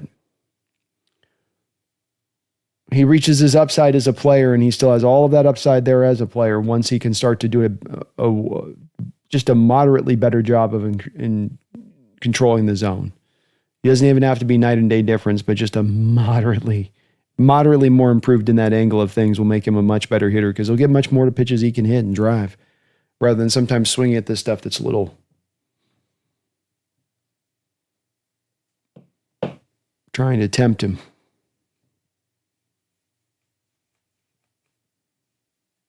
Still hopes, Imogen. We ain't over yet. Very infuriating to watch, though, Robert. I agree with you. Alaskan, since it's like they're just desperate to get anything going instead of being patient. Yeah, exactly. I know the guy's got 6 strikeouts and he's getting into it on your guys, but with that to the other side of that, you've got 3 drawn walks in this game. So he is getting strikeouts, but it's not just a matter of just the strikeouts. It's also an illustration with those walks that he's dancing a little bit on those outside of the edges, trying to get those free swings in there. And I would offer to you that some of the 6 strikeouts you have in this game are him taking advantage of being able to bury it outside the zone and you not being able to control where the zone is. He's a good pitcher. He's got a great arm. He's got a lot of movement on his pitches. But don't make his job easier for him, right? Don't be swinging at stuff that's way out of the zone. And that's just the lack of the control you have on this team in the bats in that way. And it's hard to get a consistent offense going together. It's why so much is on the home run ball then to that point of things. Bottom of the 5th inning here, Logan Gilbert coming back out on the hill. Had a very quick inning of work last inning, so he could still keep going here. He's been pretty good.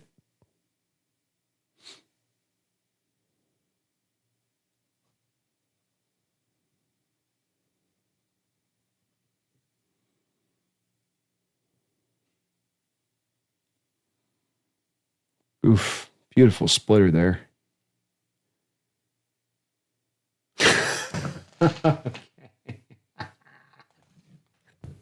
This umpire can blow me. Oh, God. Every borderline pitch in this game has gone the Blue Jays' way, I feel like.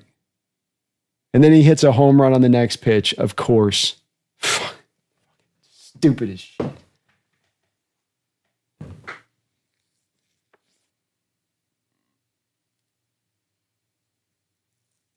Second time in this game, a bad ump call and a strike then leads to you having to bury one up at the plate that you don't want to bury up at the plate. And then leads to a hit. When it's not our night in this series, it's not our night. Jeez.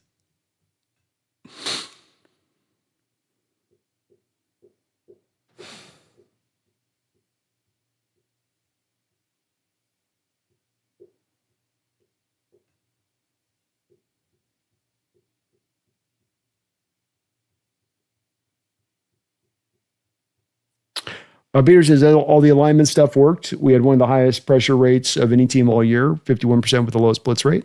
Yep.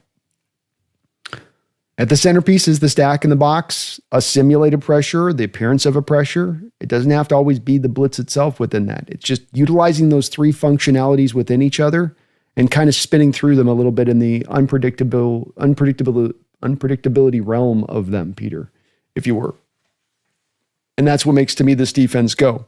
It doesn't have to be 24/7. It's not, you don't have your four-man front moments, and that there's a lot of the times that you're in those spots, but you're making sure that mixture is there and true. And if you do have a game like we did with Tampa Bay a couple of weeks ago, where you do send blitzes and it is effective, you don't run away from it. You lean into it. As Waldo, we're watching the Hawks tomorrow. We are indeed.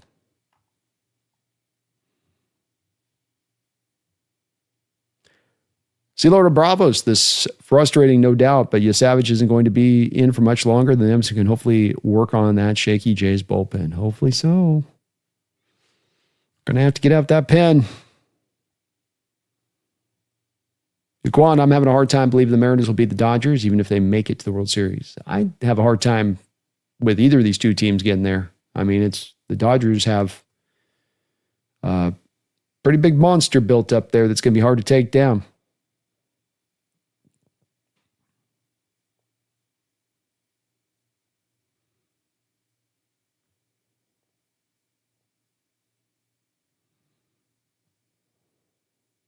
Someone please tell me the Niners are losing at least. Let me see what the Niner game is. What's going on there? 10-3 Niners. Darn. Falcons can't score more than 3.5 points against Fred Warner-less and the Bosa-less Niners. Call them zombies, man. That Niner team's just a zombie team. You don't take zombies seriously. You're like, they're not that fast. But then they get up on you and they're ripping your skin off and they're chewing at your guts, trying to get to your brains. That's the 49ers. All right. Mariner will bring out Bizzardo here onto the hill in relief. Antoine says no conservative play from the Hawks tomorrow, please. Please. Agreed. None of that. Let her rip. Kevin says zombie team kicking the Falcons' ass right now. That's right. They're almost to the brains there. 0-2 here to Kirk. He's 0 for 2 in this game.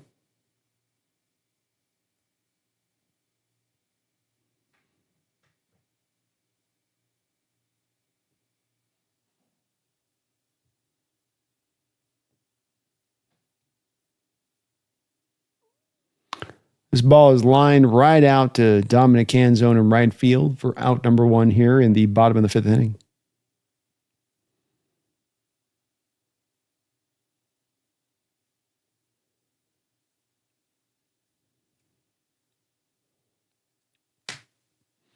Austin says there's no point in getting worked up. Save the energy for tomorrow. It's bound to be a game 7. Well said, man. Nice pitch there by Bizzardo. Slider. Throws it right around the bat of Varsho.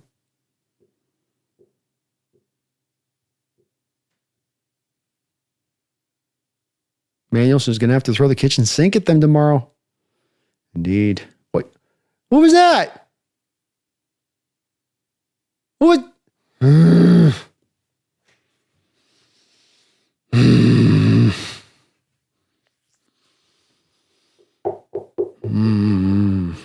ball will be flied out to center deep. Another one where this umpire screws us on a call, and then the pitcher comes back and then has to serve one up on the next pitch. And Varsho almost put that thing out in center field. Boy, the umping in this game has been just, you can see it on the pitch tracker. Holy moly.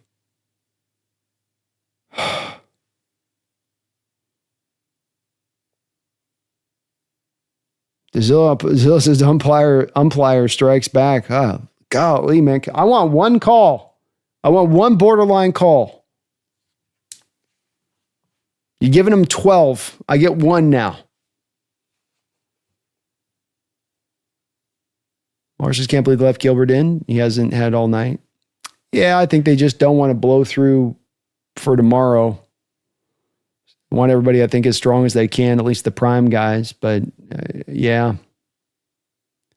I mean, it kind of comes down to this series where it's like this is the third guy in now. It's like none of your starters are getting through these games. You can't just go bullpen. You got to eventually, starters are got to do something. We got a double here. Canzone up with it. Clement will roll into second. 8th hit here for the Blue Jays in this game. Mariners with 4.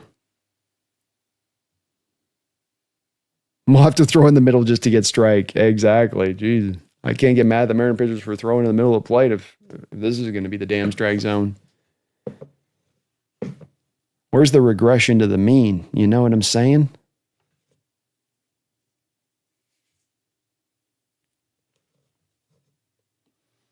Barger up to the plate. He first pitch swings and knocks this up into the air. Julio will gather it up underneath there, and that'll be out number 3. We move to the top of the 6th inning. 4 more left to go here. Mariners down 5-0 after a Vladimir Guerrero home run. Addison, who figures to be on the mound tomorrow? I mean, I guess George Kirby. I think if I was the manager, I'd be very much pulled here at this point to go with Woo. Kirby's the guy that gave you this kind of start I'm talking about in his last one, where it's just like, dude, you look like you can't stand up against this lineup. Like, they're overwhelming you. I think Woo can at least stand up against them and keep them down to a couple runs through 5 innings. And you got to get this one before you get to the next one. So I know the plan would have been ideally, I think, to have Woo start the first game of the Dodgers series if you could. But, dude, you just got to get this victory.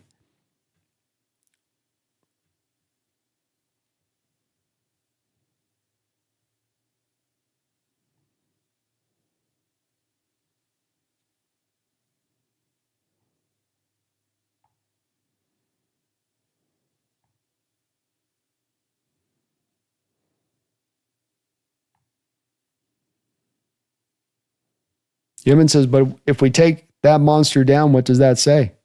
Oh, Yeoman, it's one of those things like, you know, when you took down the greatest offense of all time, which solidified the Legion of Boom and that defense from a historical standpoint of being an all-timer. You go down and you take on this Dodger team in the World Series and you beat them with a payroll that's 3-to-1 what you're paying. And you're able to get that done with them at the height of their powers. I think you've solidified yourself as not maybe an all-time team, but one of the all-time, you know, there are those baseball teams that come through that people kind of remember about historically speaking. I mean, I think what was like the 72 Mets or something like that had that one magical year. And you, of course, got the Cubbies with their win through the 80 years, and people remember that. Hey, you had to wait 80 years for you guys to get the Red Sox with their first championship in the 80 years to break the Bambino curse. You have those just teams that come along that are just kind of fun. I remember then, I think it was the 1990 Reds who were taking on the A's. It's kind of a similar series where it's like no chance. These guys shouldn't be able to stand up to them at all. But anything can happen in a series. No matter how strong you may be set up at the front of it, anything can happen. We got to get there, though. That's the first part. Next says, I say start Munoz tomorrow. Who says no? Chris says, hello, darkness, my old friend. It's good to see you once again. Yes, sir.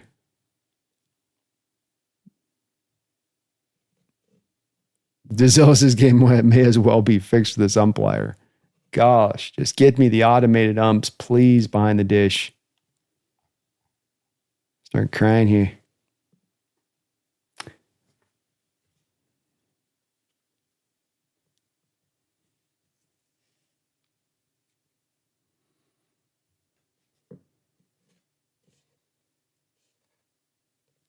Oh, 1, Cal Raleigh up at the plate here.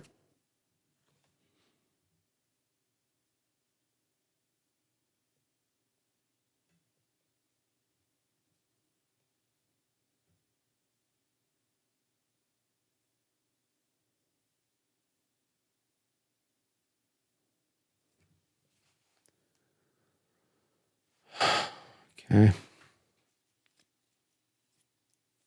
Just called that a ball for us. Yeah. This zone is nowhere near into the territory of consistent right now. Not the reason we're losing the game, but high, 1 and 2.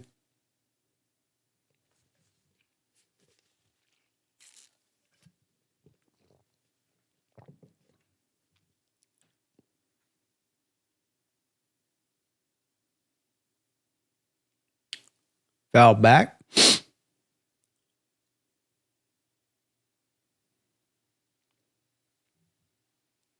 Staying alive there by Cal.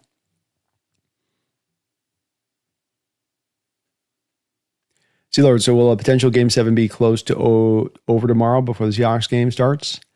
I don't know. I'm not going to be able to stream tomorrow's game if it does go, because we got the Hawk game up, and I can't do the overlap thing again. I got to set up with Bryce, too, for the game, so if it goes that way, it goes that way. But I think there'll be a little bit. Swing and a miss on the splitter on the outside part of the plate. Savage has been very good with that pitch today, especially with the lefties falling away from them.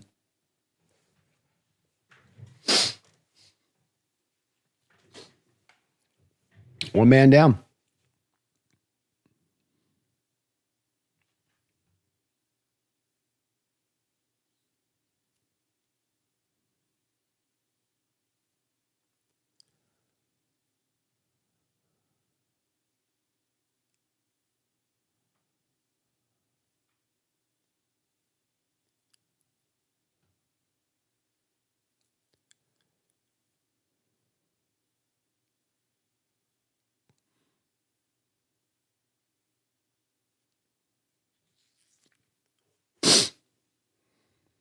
Give me 1 second here.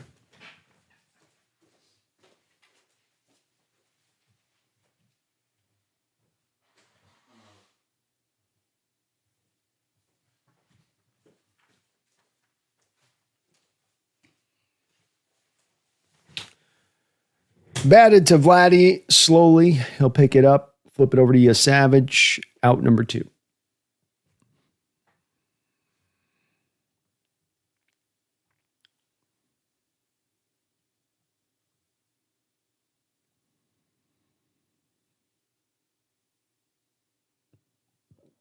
The ump would have called that one a strike. Would have lost it.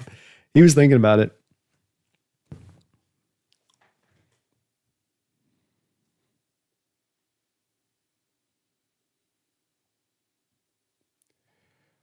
Josh Naylor up the plate, 1 for 2 in this game. Josh makes a nice swing on this, but just sends it, obliterates the ball. Home run. God, I thought he hit that foul. He spun in a circle after he hit it in the most low-key celebratory home run swing you've ever seen in your life. Josh gets into this one and sends it out into the seats. That was wild. Let's go. Maybe a little kick in the pants here for the Mariner offense.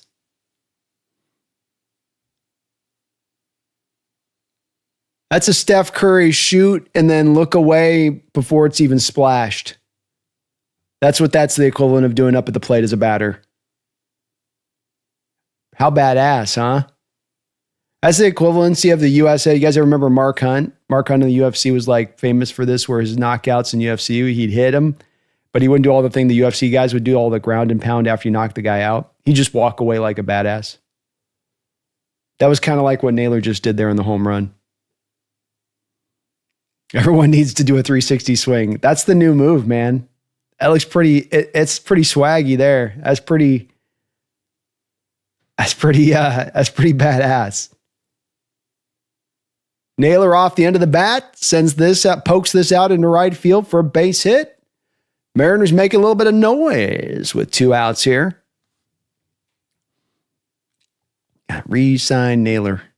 Re-sign Naylor. We ain't over yet. Let's see what the Blue Jays do here.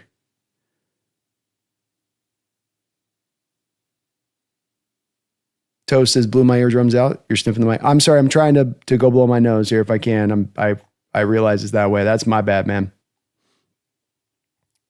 Snuck up on me all of a sudden, so I'll try to step off mic when it comes up.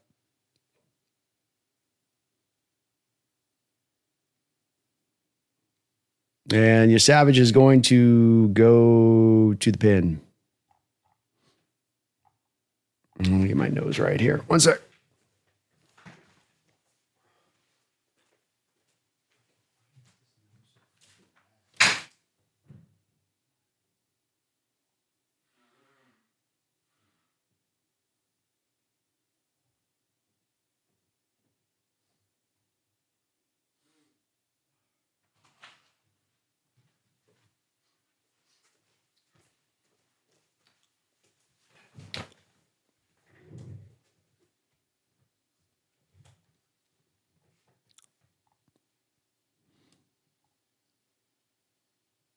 Josh says, I just think that if they're going to take that stance on umps, then why don't they at least allow challenges to the umps? I would like to see it myself too.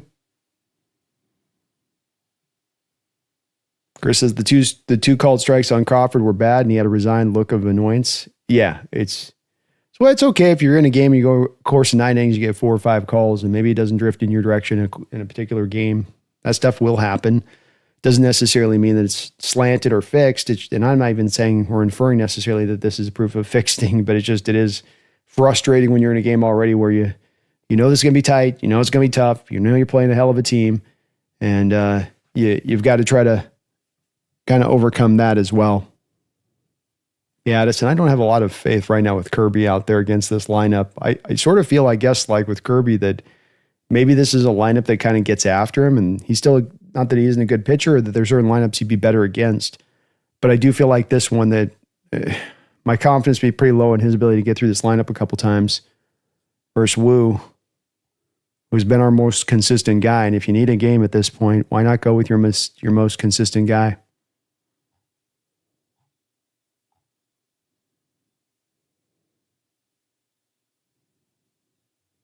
Daniel, is it normal for none of these games to be really competitive? Like all of our losses are just getting dominated? It's kind of just the way the series is played out, I think, more than anything else.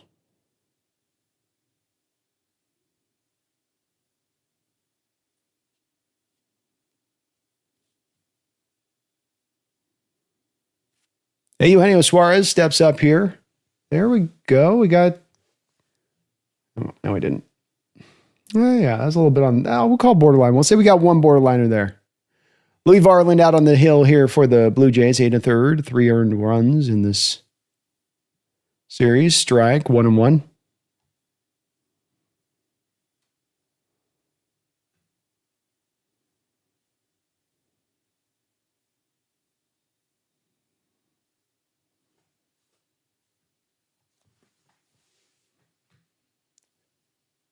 High.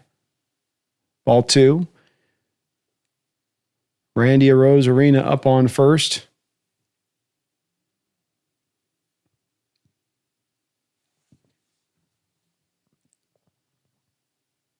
Ball bounced here, 3-1.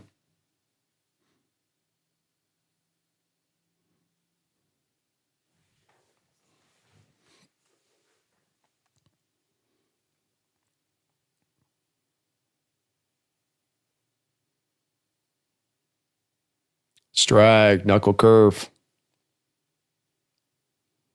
3-2. Yeah, he might not be 100% out there yet. I think that if we don't see Wu out there, I think that's as much as probably what's driving Dan as much as maybe anything else.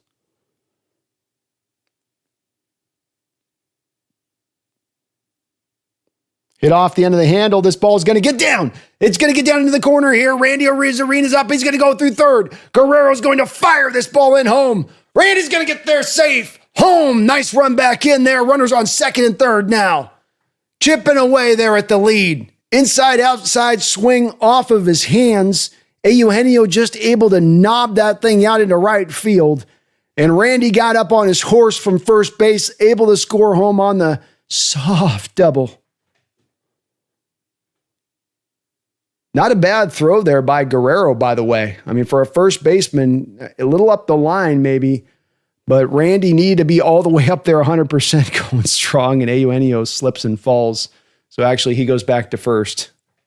Why did I think we had second and third there, Sean? Huh? All right. I saw that wrong. My bad. Knuckle curve for a strike here to Crawford. 2-5. Toronto up here. Mariners clawing and scratching and scraping, trying to get back into this one. Low. Ball.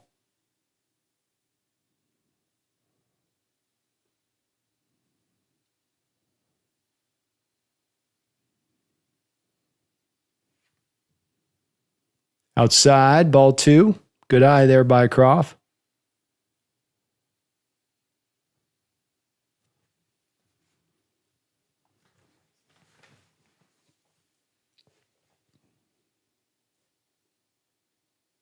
Batted back foul.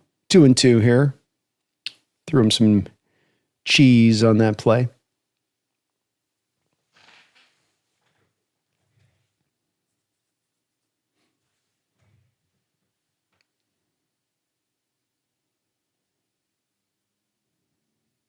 Low. Ball 3. Let's approach this inning from the Mariner hitters. Making Varlin work. Swing and a miss. Got him on the change. All right, we go to the middle of the 6th inning. Mariners take one more back. They're within 3.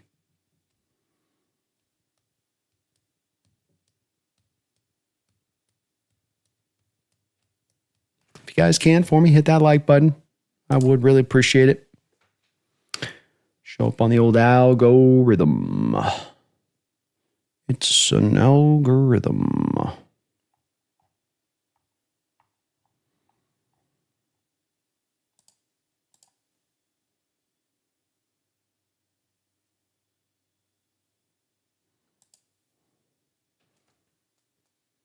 Still in it. Get you a little bit closer to striking distance here. That is for sure.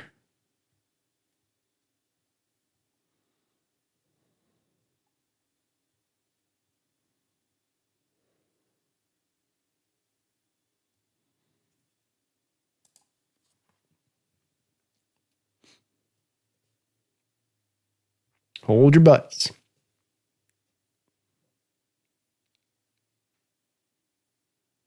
No defeated yet, Slovey one. We still got a little bit here. Looks like the Mariners are going to go back out with Bizardo again.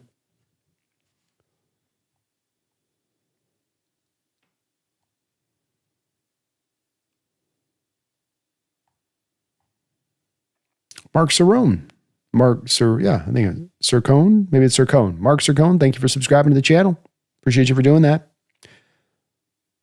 So I think, Peter, just back to your donation again on that, the fronts and, the crazy alignments. I think that if you're looking at Mike McDonald's defense here as we go into the future of the season, I think if you're seeing times where it might not be where it needs to be at its best, I think there's a little bit of pulling back on that thread to find that you're going to probably see it kind of at the behest of there being less of those stack boxes, less of you running some of those games. I'm also kind of hoping that the more you get back the full health of your starters out there, maybe that will also inform Mike that he can get more comfortable to run that stuff. But one thing is for sure, your defense is at its best when it is running that.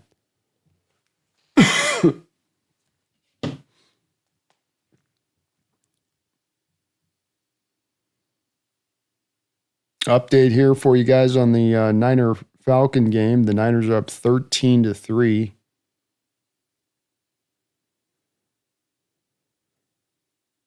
They can't run on the Niner defense without Warner and Bosa.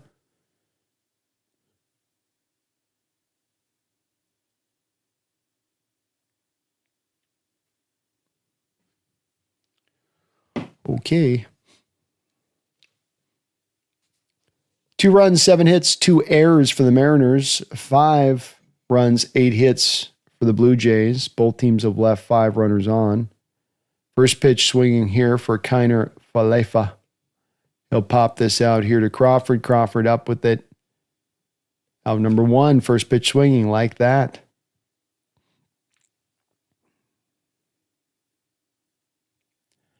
One pitch, 1 out. 2 pitch, 2 out. 3 pitch, 3 out. I'll take all that.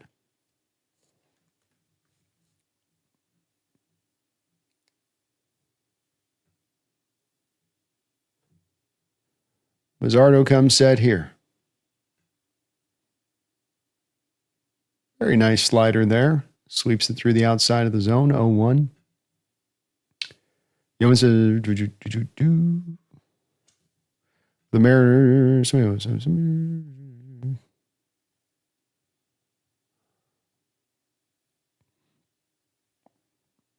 Robert says the Mariners had capitalized in the 3rd and 4th innings with bases loaded and 1 out. This would be a much closer game.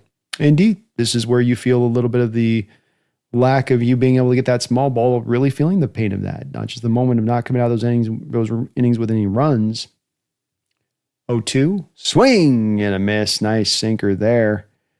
That thing had some smoke on it. Second out of the inning here in the bottom of the 6th. But you carve out, let's just say, the bare minimum. You get 2 fly sack out hits in those 2 innings separately. And you're here now 5-4. Much different situation.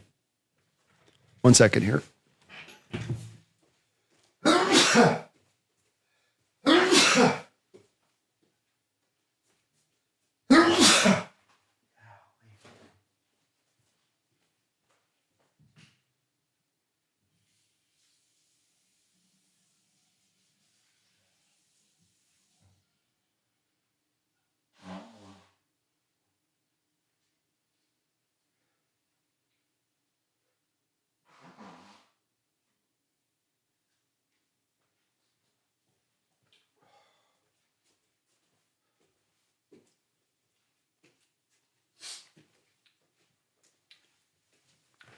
All right, looks like Springer grounded out there to Eugenio. Sorry, I'm having an allergy jump here all of a sudden.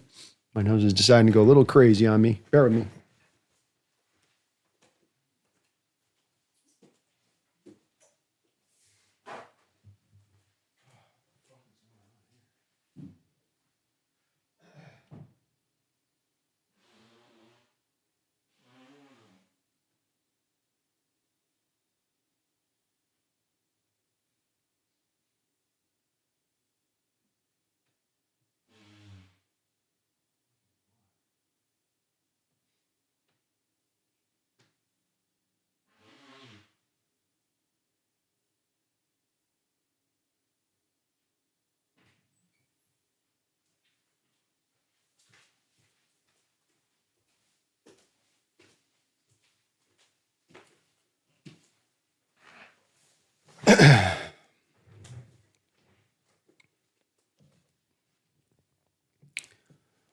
Emmons says with the Mariners, 3-run lead isn't safe with 2 outs in the 9th.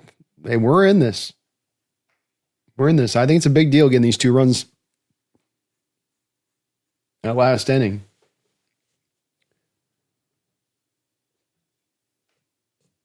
Give yourself a chance to get into striking distance here. And that's certainly a striking distance.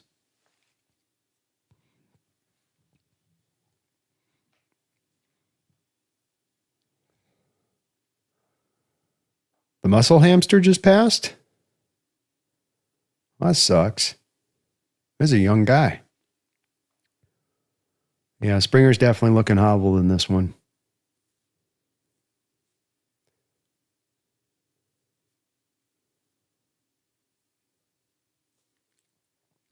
Black says, I knew Saleh going back to the Jets work out so well. I hate the Jets so much right now. They bailed out the Packers with the Rodgers trade, and then they bailed out the Niners firing Saleh. That's probably true. Bad organizations. Hey, at least we're benefiting on the back of their Bears and New Blacks too, right? Gino, Sam. So we're taking advantage too. We got our hand in the cookie jar. New Blacks says, I hope the Jets go 0-16 for years in a row.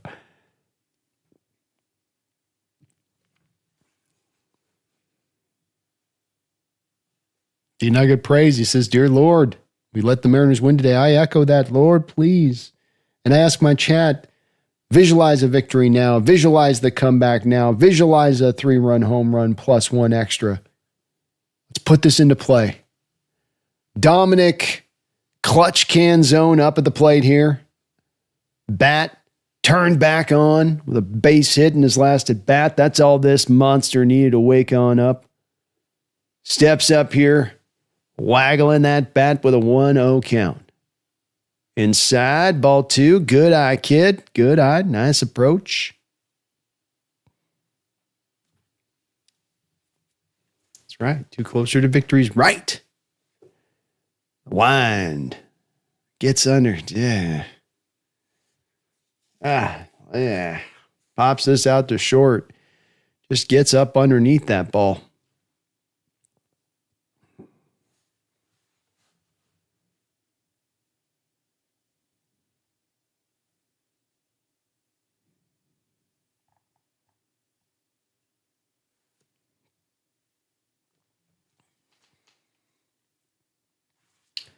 Two to 5, Mariners down here. 1 man down.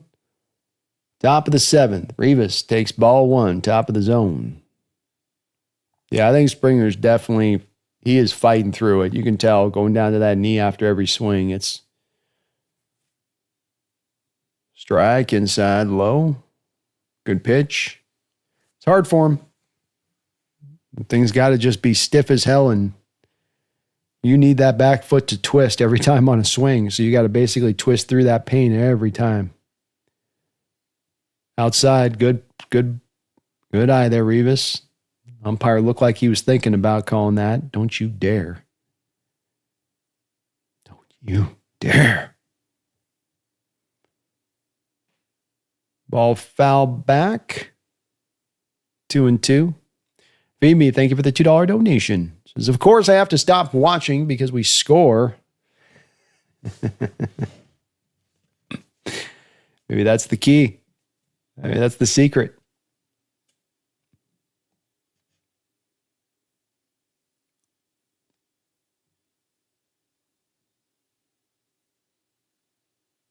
Two pitch.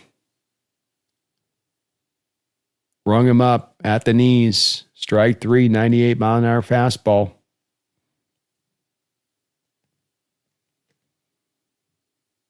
Ninth strikeout of the game for the Toronto Blue Jays pitching staff.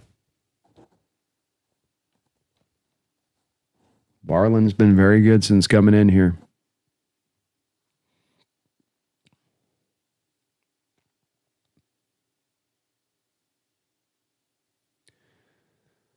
Julio steps in, takes knuckle curve for a ball.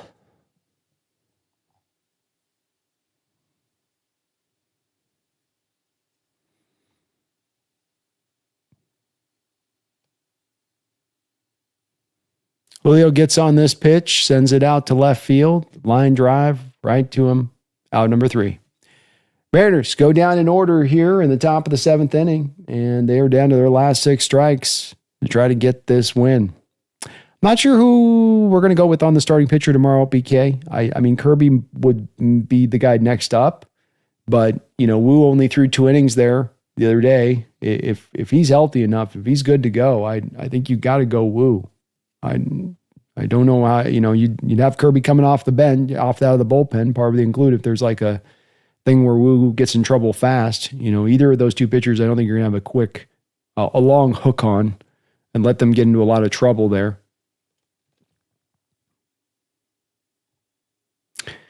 Yeah, our hits are not traveling too far. We're we're really not getting into these pitches. You know, there's some of these are a little bit of just uppercutty strokes within that. Some of them are just you're just not getting the right part of the bat on the ball. Kind of off the end, not really on quite that meaty portion of the bat.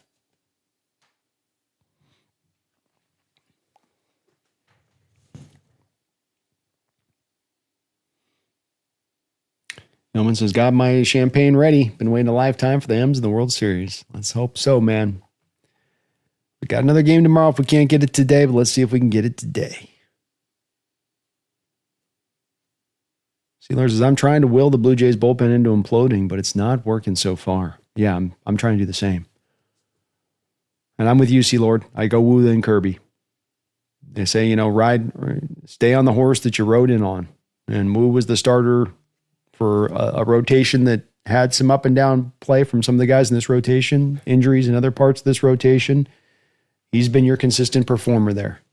He's the king of giving you those 6 innings of strong start pitching. And I'm going to lean to that here if I'm in a make or break game. And if it doesn't go right, hey, we went down with our biggest and our best gun as far as starting pitching goes. Austin, does home field advantage give you plus 30% in strength or what? It is for Toronto tonight, I guess. How the F are they hitting the ball so deep and high, but when we hit it, it's so weak and short? Kind of inexplicable, Austin. I agree. I had a couple of these hits off the Mariner bats. Polanco got one earlier in this game where you went, ooh, he just gave it a ride. He poked that one. If they flashed and that showed that one going in the seats, I would have been like, yeah, he got into that good enough, but it didn't even come close to being a home run. So I don't know. I haven't been able to figure that out in this game. Seems like, I don't know if the ball's not carrying well. We're just not quite getting the right part of the bat on it. Yeah, Woo, what do you got to lose, right, D Nugget? Like, what do you got to lose? Kevin says, we're the psycho pitcher, the 40-year-old. I think he goes tomorrow for them, doesn't he? I could be wrong on that, but I think he will be the man. Matt Brash out here on the bump for the Mariners here in the bottom of the 7th. Mariners bullpen trying to hold this close, so Seattle can have a chance offensively.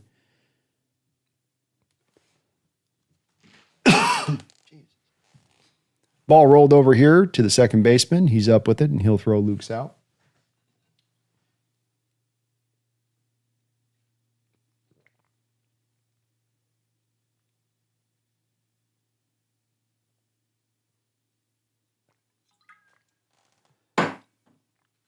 Indeed, good job by Bizzardo.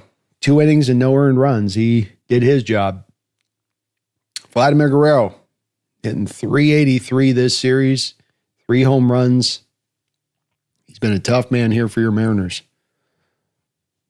You've served him up some pretty good pitches in this series too, though. I'll say that. It's not just him purely just destroying tough pitches. You've given him some good stuff.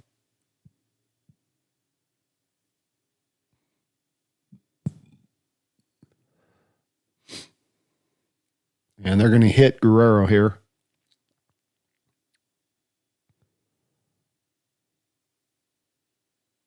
Megan, the Hawks Nest, is there any reason why Woo's being held back? Yeah, he had an injury at the end of the regular season, Megan. Just as you're getting into the playoffs, kind of the worst possible time. He got himself a pectoral injury. And so you're being careful with him. You got to be careful with pitcher injuries. Stuff can get very serious very quickly if you don't. Runner on first, 1 man down. Alejandro Kirk, the swinging trash can, steps up to the plate. Ooh, we got a pitch finally. Let's go. 0-1. There's 2 pitches for the game. Josh, why do we take Boz out? Probably be able to still go to him tomorrow. You want your full base hit out in the center field here. Hard hit ball. Glad he's going to have to stay on second base.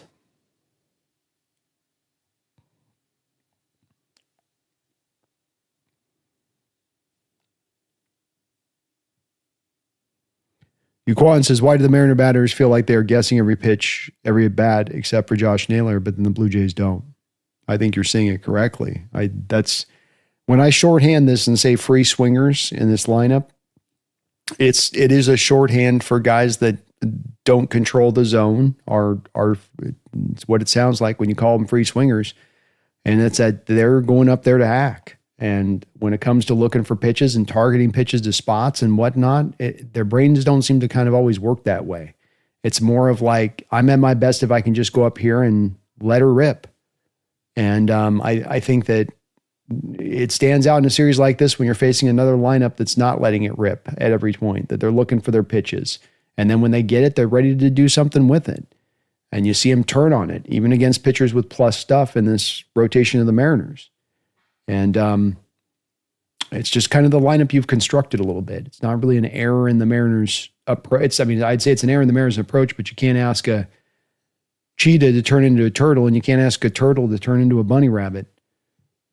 You are a bit of what you are, and this is the lineup that you have built and put together a bit. It's either going to carry you through with the home run ball, and those guys free swinging, are going to be hot, hopefully hot at the right time, or they're cold, but you're not going to be able to lean back to small ball or thinking that these guys will suddenly start establishing different approaches to the plate than the one that they've set up throughout the kind of course of the season. 2 men on here for Dalton Varsho, 1 for 3 in this game. Runners on first and second, bottom of the 7th inning. Mariners down 5-2. Brash, it's a swing and the miss here. Oh. Swing and the miss, ball in the dirt, ball gets past Cal. Cal tries to throw out Vladdy at third. The ball goes into left field. The third error of the game for your Mariners here.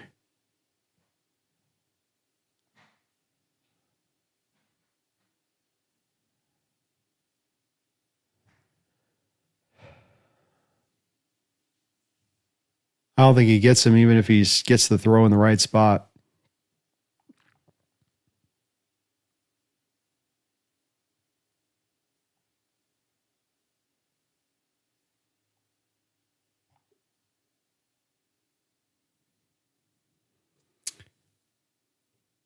Swing and a miss, strike 3.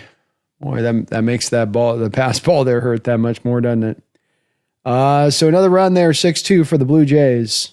And yeah, it just doesn't quite feel like our night, does it? We're still in this. We ain't giving up, but boy, when the signs aren't good right now, I've asked the lady with the bones to drop the bones at the floor, and she's looking back at me and she's shrugging. She's telling me the bones are telling her not good things. Hard to win a playoff game with 3 errors on the board. Just throw everything out the board beyond what we already know on top of it. 3 errors is a tough thing to overcome. Playoff baseball.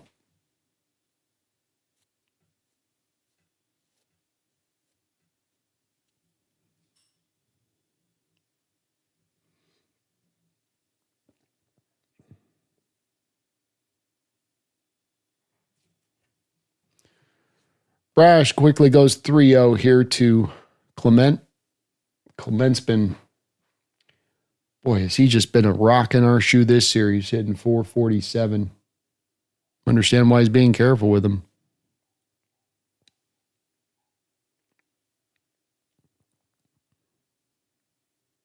I think Bizzardo gets taken out in this game because you're just trying to keep the whole bullpen available for tomorrow. You've got to have it go 1 inning at a time through your bullpen. You want to have that on play of doing it. If you throw him 3 innings, I think you're not going to have him available out of the bullpen tomorrow. This is a guess. I don't know for sure, but I would say that that's probably the reasoning behind Dan here.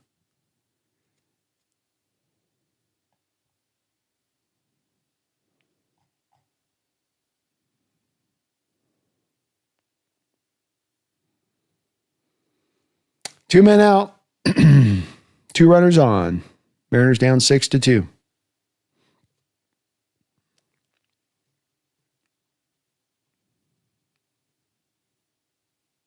Yeah, Josh, a little bit of a rough one tonight so far. A little tough. Henry's got confidence. He says the Mariners will wake up in the 8th inning. Trust me. I love it, man. Let's go. Addison Barger up at the plate, 2 for 3. 2-run home run in his last at bat. Brash all over the place right now.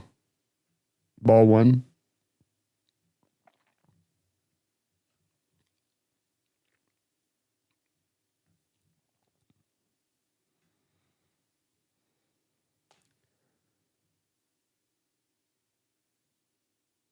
Outside, ball 2. Come on, Manny.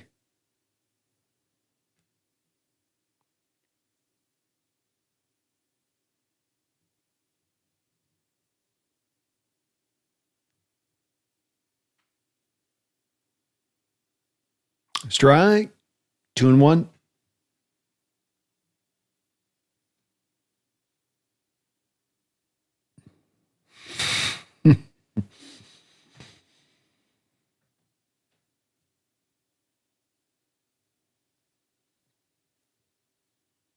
Ball 3.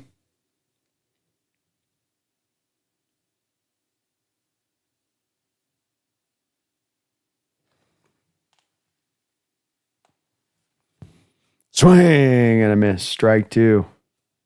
Barger was looking to put one out on that stroke.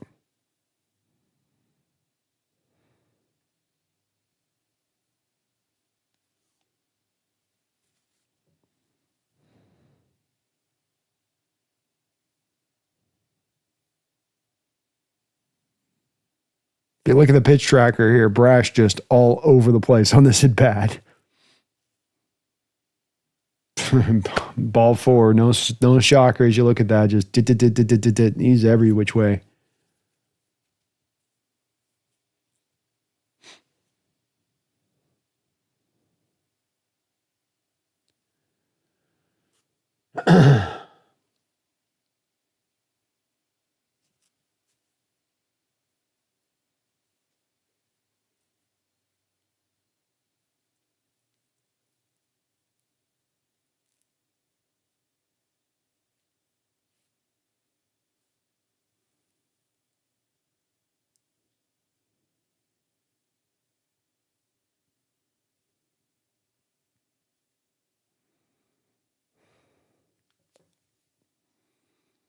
Isaiah Kiner Falafa up at the plate here.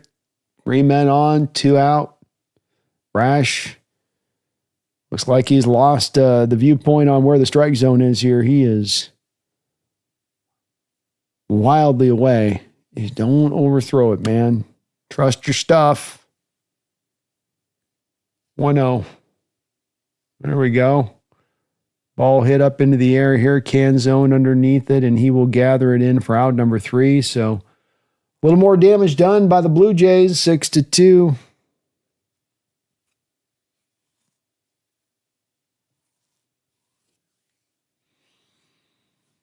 See what the Mariners can do.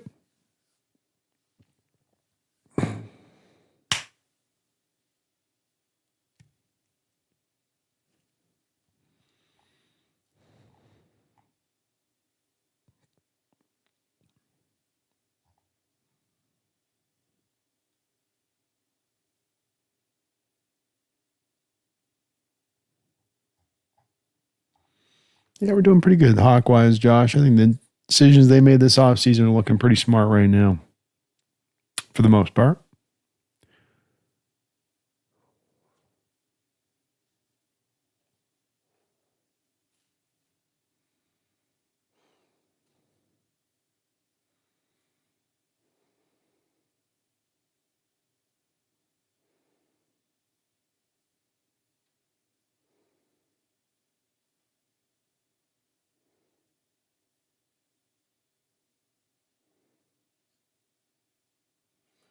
Hoffman's going to come out on the hill here for the Blue Jays in the top of the 8th inning. Please do hit that like button today, folks, if you could for me. I would really, really appreciate it.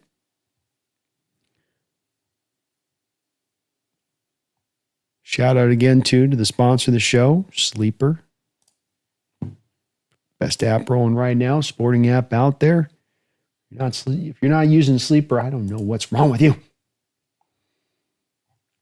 Sleeper's the best way to experience and connect over sports together. It's a one-stop shop for all your sports needs. You can celebrate and chat on games in real time with other users, get the fastest scores, blazing fast news and alerts right at your fingertips, play in fantasy leagues, and win real money on pick contests. So you can enjoy sports the way they were meant to be, together. Download the #1 sports app today.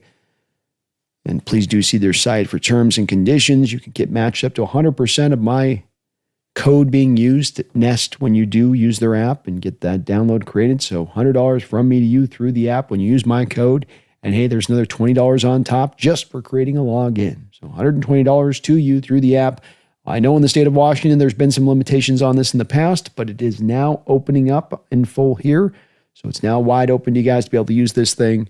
Take advantage of that code. Go get your money in your wallet. Show some love to the show at the same time. That's what we call a win-win-win-win. Thanks for hitting that like button, Josh.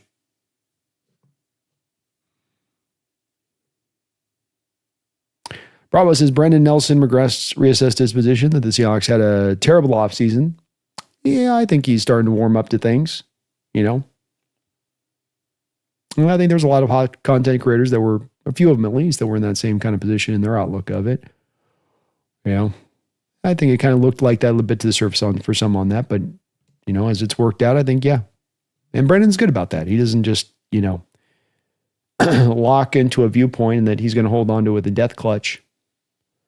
1-1 count here to Cal Raleigh leading off this top of the 8th inning.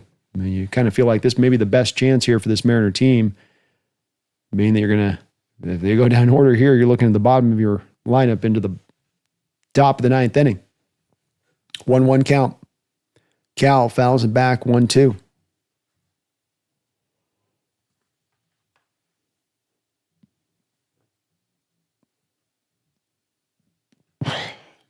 Boy, did I get into a ridiculous debate the other day, Jack, with Jake on Twitter. He kind of triggered me.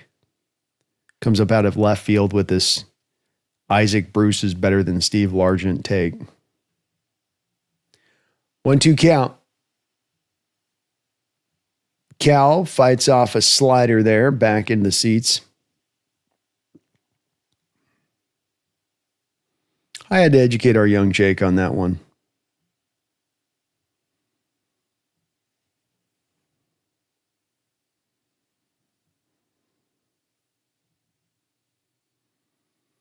Swing and a miss right through a fastball at the top of the zone.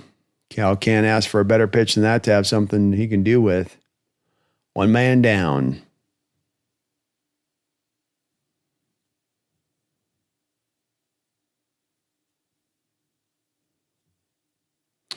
Julio and Cal. Elimination game here. I'm looking to put this team away. And Julio, Cal, Polanco collectively here, top of your lineup. 0 for 10 in this game. It's going to be hard to close the team out with the top of your lineup doing that, especially when we're so top of the lineup heavy. Koken, nope. Game 7 is going to be in Toronto. They're the number 1 seed, so they get the deal there. Josh says Isaac Bruce was great, but also had butterfingers with the ball and couldn't take a hit. Largent was a legitimate monster, laughing out loud. Yeah, if I've got to be honest with you, it's a little bit of something. I don't see as much in football, to be honest with you on this. This is something that I see as much of an issue in basketball, where you get young fans who've come along and started seeing the sport in 2007. And so then they do that thing that youngsters do where they go, okay, so the sport just began when I started watching it. And that's not the way this works. There was a history before it. And, you want to honor that history that came before you came along and watched it. You don't have to study every prior decade of football, but if you're going to have takes about comparing new generation players to old generation players, then you probably need to do your studying before you start popping off with those takes. 2-2 count here to Jorge Polanco. Swing and a miss on the splitter. They're going to say you got a little piecey of it, a little bitty of it. Teeny tiny teensy itty bitty spot of wood there. Spot of wood.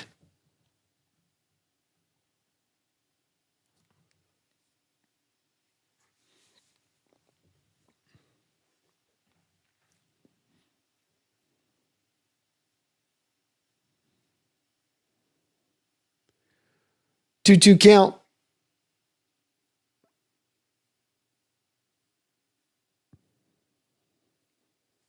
Hoffman comes set.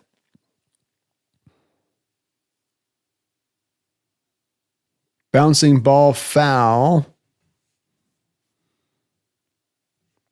Kogan says, not sure if you answered my previous question, but what are your thoughts on trading for Bradley Chubb from the Dolphins? I'm not going to be anti-trade where you'd find me,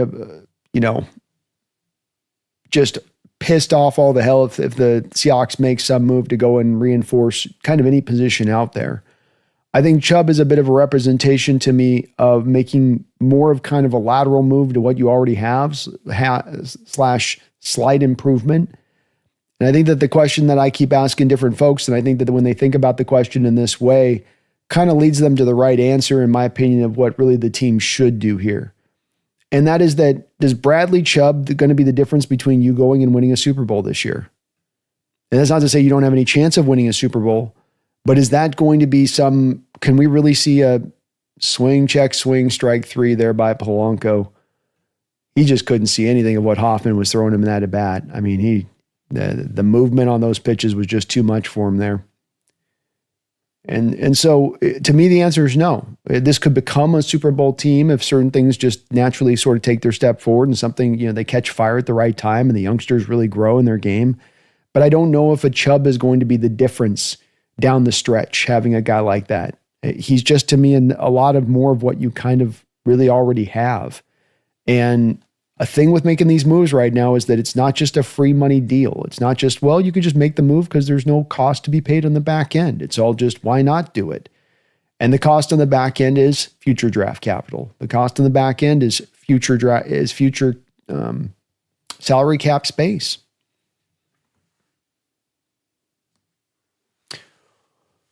Oh, for 0-1 here to Josh Naylor. He's 2 for 3 in this game. Naylor hits this off the end of the bat. This will drift out to left field where he's up with it there, and that will be out number 3. Mariners go down easily here in the 8th, and we're down to our last 3 outs.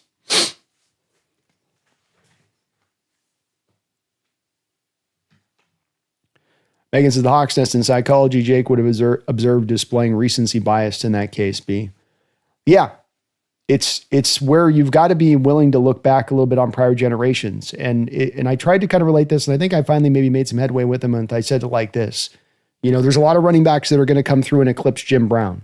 And he's going to be within, grand scale of things, wherever he's at right now, 5th, 6th, wherever they've got him at as far as the pecking order goes. Does that mean then Jim Brown doesn't deserve to be in the conversation when we talk about all-time great running backs, that he should be overlooked? Because of no, to me, it's about how dominant were you within the era you were in. And the more dominant you were as a player within your era, the more, historically speaking, you should be considered, you should be considered in your greatness.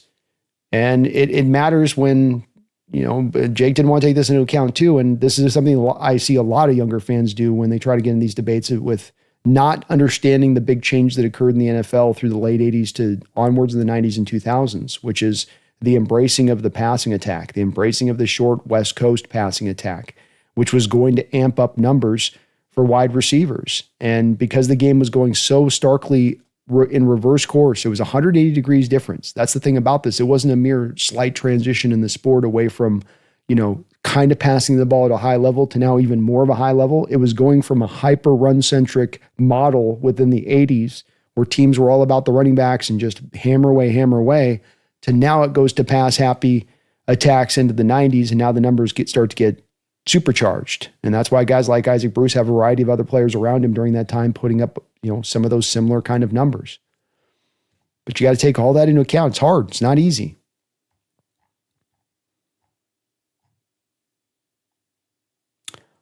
Christian Wilkinson's out there still, Jack. I mean, you can get him for free. Don't think he's going to cost you a whole hell of a lot at this point, but nobody's kicking the tires on that one league-wide, it would seem.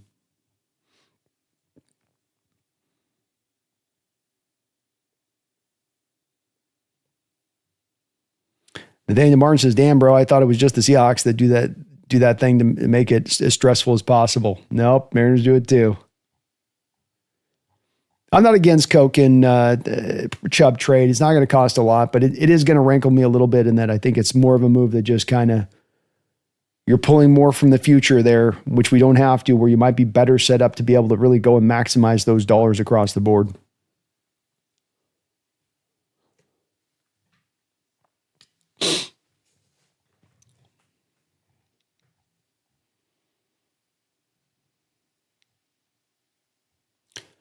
All right, Vargas out on the hill here for the Mariners.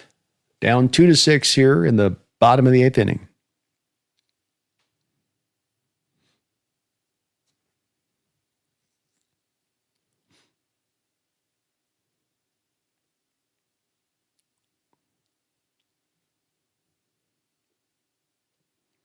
Brady says, M's losing, Atlanta losing. Shall we go for the trifecta and lose the Texans tomorrow? No, we reverse course tomorrow. Hit up in the air here. This will be caught.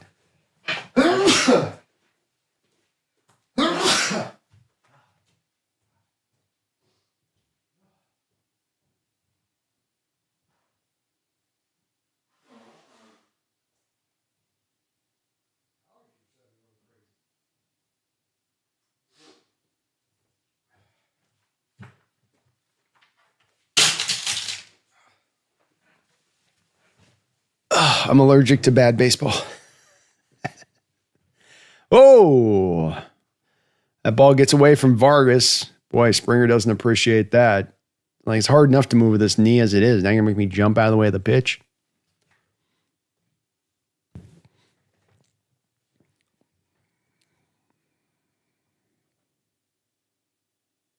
Joe says this series has gone. If Wu is available, I'm rolling the dice on him. I don't want to lose leaving that gamble on the table. I do too, man. I think this is one of those moments where the gamble's worth it. And you look at where the starting pitching has been in the series. Blue Jays are such little bitches about stuff. Like, their manager was bitching about our fans somehow, like, celebrating Springer's thing, which was such horse crap anyway. And then they're over there popping off like Vargas is purposely going to try to hit him up high there. Get a grip.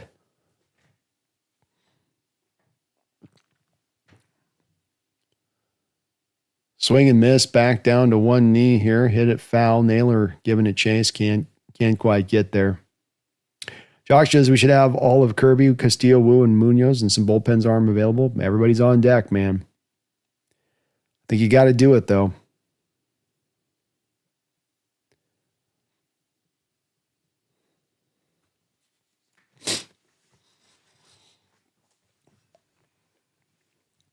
Going to be a big stream tomorrow.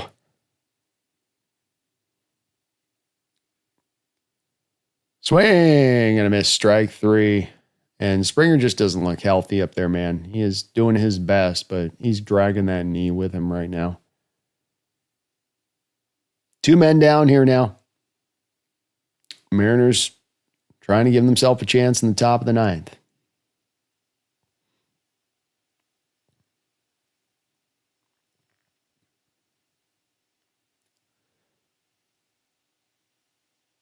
Strike.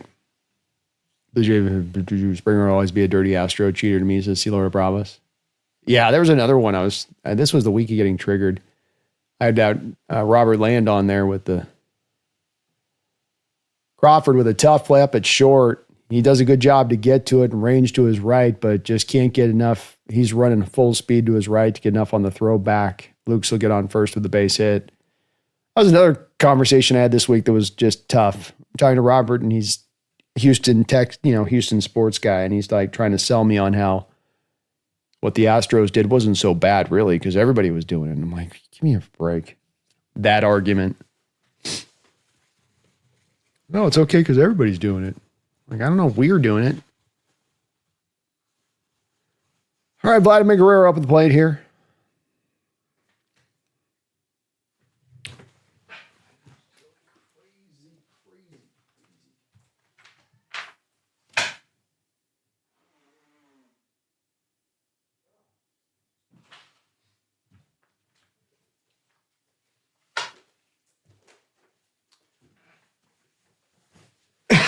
Base hit out into center field.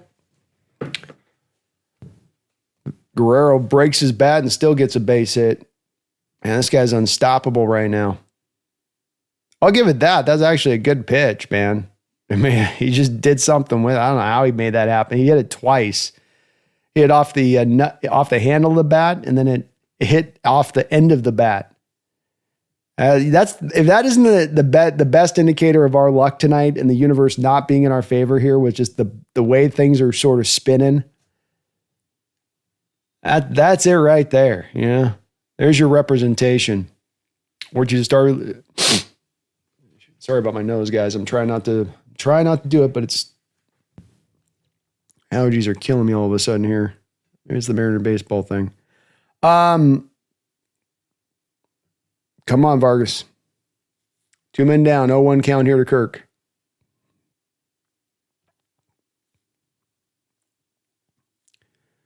He hits us off the end of the bat out into right field, and it'll be caught there by Canzone.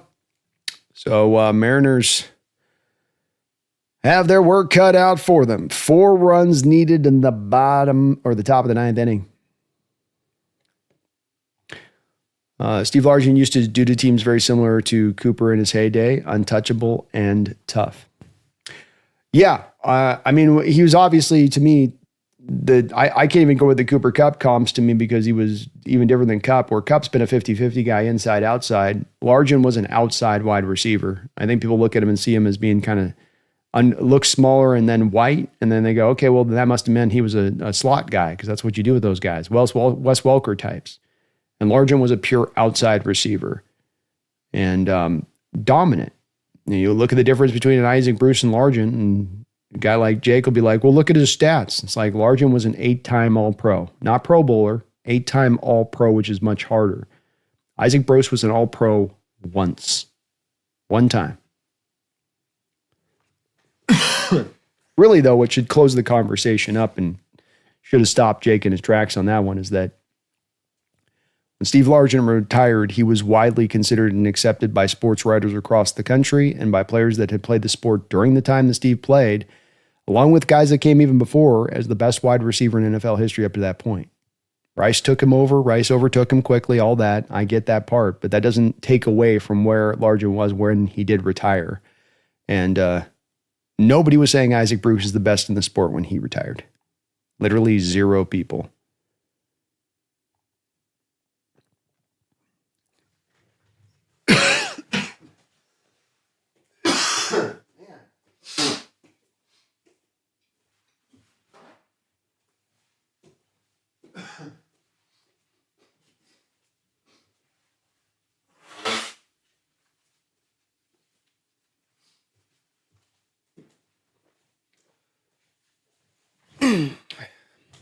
Struggle bus here for your boy today. Oof. Oh, the Lieber. Let's do this. I think it's going to be hard to get the stream in tomorrow on the Mariner game. They're going to put this right when Monday night's going. Yeah. It's a 5 o'clock game, and we got a 7 o'clock Monday night football thing. So probably be just doing the football game tomorrow night. Unfortunately, the timing of that. Kind of weird. Major League Baseball wouldn't try to do that earlier. But then I get that, too, because I think you got the two games going on in football at one time.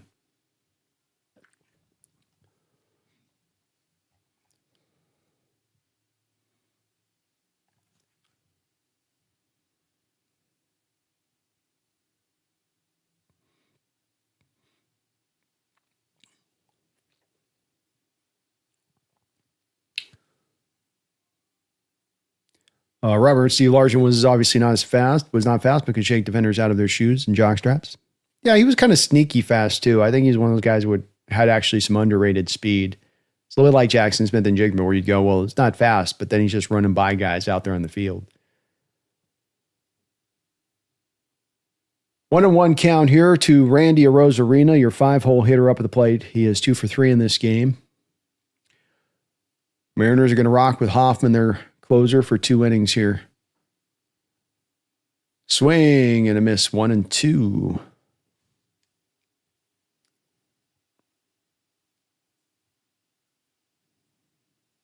Josh says Isaac Bruce wasn't even the best on his team. Torrey Holt was. I mean, I'm glad you said it, Josh, because that was going to be one of the things I was going to tell Jake too. Is it's like that's a swing and a miss on a slider for strike 3. You don't even have consensus opinion on your fan base as far as within your own fan base about who the best wide receiver is. There's people that would take Torrey Holt, and I think I would too. I think he was a more, complete receiver. I could trust his hands a little bit more. Yeah, Jack Bruce was in a run and gun, the greatest show on turf, and like you say, 3 Hall of Famers, swing and a miss here by Suarez on the slider. That part makes a difference too, right?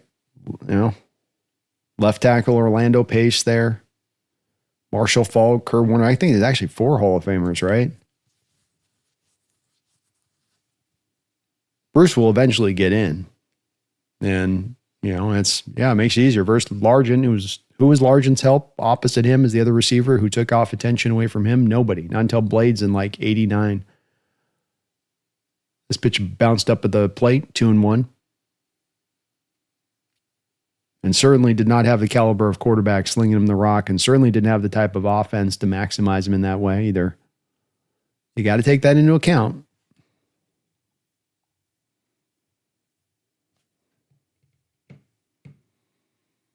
Swing and a miss 2-2 here to Eugenio.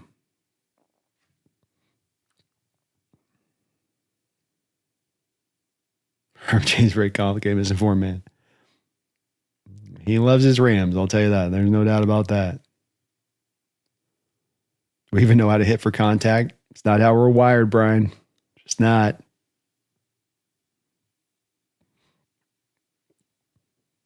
Or sorry, baller. Yeah.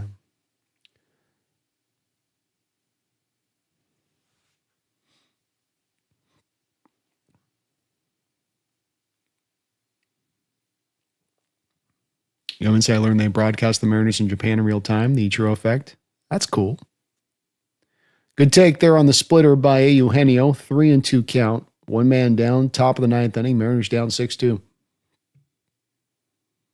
Yeah, Sean House, I don't like the Monday night doubleheaders either.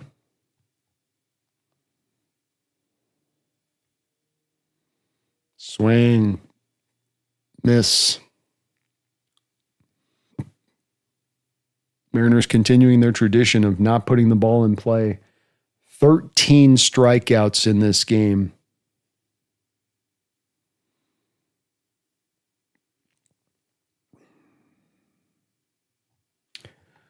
Crawford up at the plate now for the last out potentially of this game with the Mariners holding on to their last chance.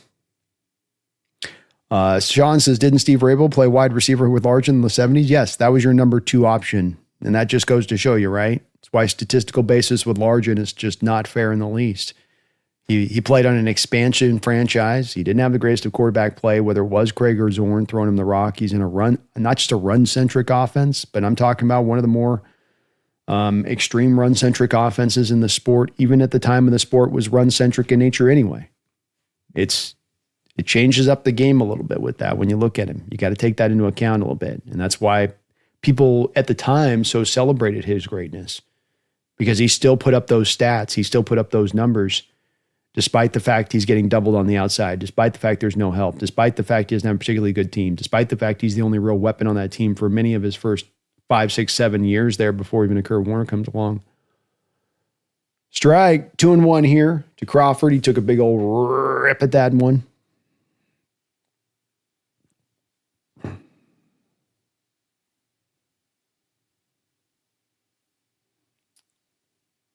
Far outside there, 3-1.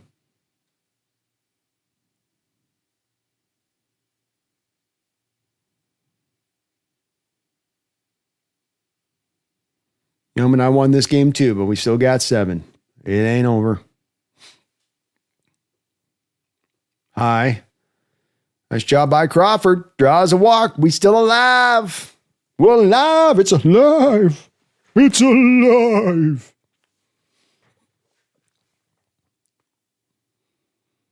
Now we've got the man, the myth, the legend. Dominic Canzone looms.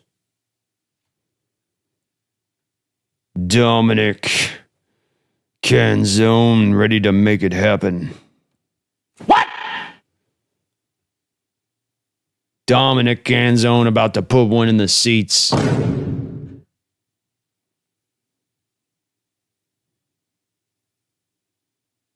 Dominant Canzone. Dog. The way he swings the bat. Dog. The way he plays the field. Dog. Let's get it now, Dom. 1 for 3. 2 men out.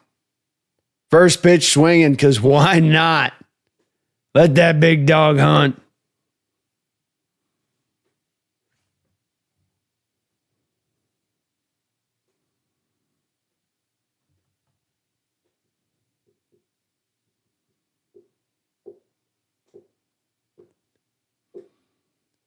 Oh, 1 count. Hoffman's got the side. Canzone making his knees wobble at the mound. Oh, he throws it almost to the backstop. Crawford with a stolen base. He sensed the power of Sicily at Canzone's back.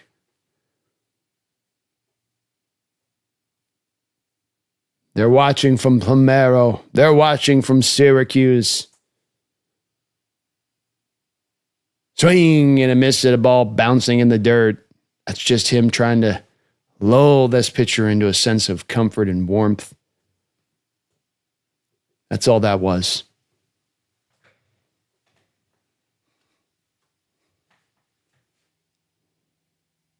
One and 2 count. 2 men out. Crawford on second. Canzone's ready to launch one, baby. 1-2 pitch. Off the end of the bat. That will be out number 3. The Blue Jays will go ahead and take this one home. So a golden opportunity for Mariners to get themselves to their first World Series, but a lot of self-harm here. A lot of we're turned into cutters in this one. You know, cutting our own arms, cutting our own hands here on this one. 3 errors. Logan failing to find that kind of A stuff. Looked like he was on doing okay, and then just had kind of that jump that popped up there in that second, third inning. And then he was able to kind of lock it back in until you came back around your bullpen at that point. You know, and you feel a little bad with Logan on here because the pain of this kind of started on the back of some of those errors and misplayed balls out in the field. And it might have been a bit of a different day for him. And why it's so important you make those plays in the field in a playoff game like this. You just don't have any room for error. You're not going to have 3 errors room for error. That's probably going to be a loss. And so the Mariners got to come back tomorrow, see if they can come take this game.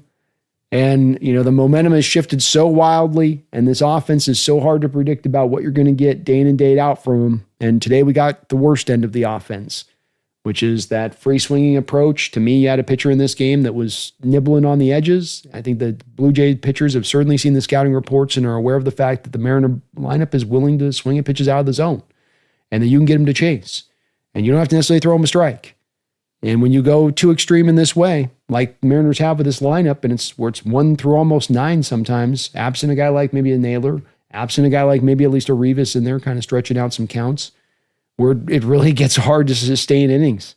And you can literally have places like we did in this game where back-to-back innings, you can end up with the bases loaded, 1 out, no runs to be had.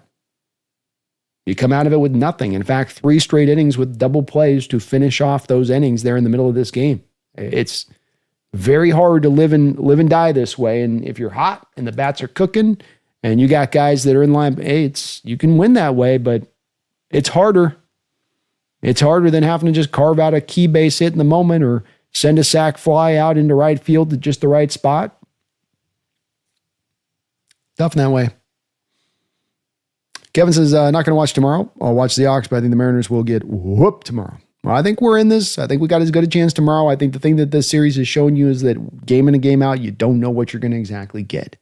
Including, we don't even know really what starting pitcher is going to be what tomorrow for the Mariners on this one. And so just got to hope, and we're still in this, and we got a chance, and it's been an epic series. That has been for sure. It's been an epic series. Michelle, my bell, thank you for subscribing to the channel. Chico, De Rapper, appreciate you subscribing. Mark Sircone as well, thank you for that. You're awesome.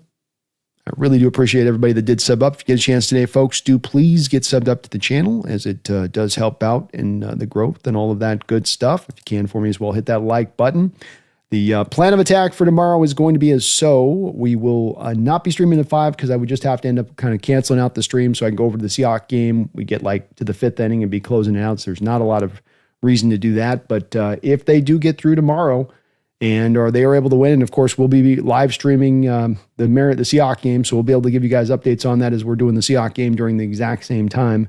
They do progress forward. If we can get on the series, I think it's Friday is the start of the series in the beginning. And if they do that, I will be, of course, streaming all those games in the World Series. We're just going to have to wait 24 hours to see if this team's got another answer. One more little bit of magic in those bats in the arm of maybe a Wu or maybe a young George Kirby. We can hope. We can hope. And I don't think, I think it's 50-50. I don't think that there's any, well, the Blue Jays definitely got this now. I think it's evened up here. You're going to have your full bullpen to call upon on either side. Might be putting up our strongest starting pitcher out there that we could ask for. As good a chance as you can ask, man. It really is. I thank you guys for watching today. Really do appreciate you on that. 13 strikeouts by Mariner batters, disgusting. Yeah, I think you had one point in the series. We had one game with 19. Guys are just, it's lack of controlling the zone, lack of a good 2-strike approach. You're just still swinging from your heels with 2 strikes. It makes you kind of look like you go down easily on certain nights when the bats aren't hot. Josh says, I let my wife have the TV, so I come talk to y'all. Falcons are a joke. Niners are going to win. I can't believe the zombie Niners, man. You can't put that freaking team away. It's something wild. 2010 Niners with 2:26 to go in that game. Just wild how they're able to still keep it going.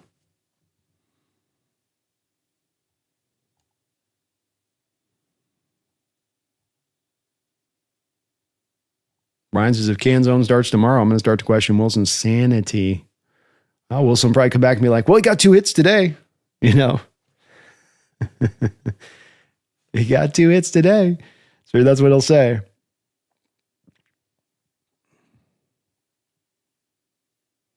Fritz, I believe Kirby is still good. Who's 100%? Castillo's good. These guys can hit. I like our chances. May God have mercy on us. Please, God have mercy on us, Fritz. I agree. And I'm with you, man. I've got as much hope. It's been a tough series, and when it's gone bad, when we've lost, we've gone down in flames. It's not been as maybe tight or close as you'd like, but that's the cool thing about these series and these games. Doesn't matter if you're beat by 10 runs or by 1 run. It still counts as one game at the end of the day when this all finishes up, and it's tied up, and we got a chance to go out there and do this and take down the number 1 seed. And this team's had its back up against the wall a couple of different times this year, and it's stepped up at each time, be it to overtake the Astros to get this division, or be it to go back and get that Tiger series as well. So a sense of resiliency has certainly been a hallmark of this team through this year. And why not in a 7th game in the ALCS? Why not that too, right? Manuel Palkin's poverty. I still just, they gave the Rams that 1st round pick, and maybe they'll at least get to 7 or 8 wins this year, but just still like that team. Hopefully we get to play them that they're going to be that's this easy. When we get a step up to them. Henry says, yeah, I'm not wasting another night with this team. Seahawks all the way.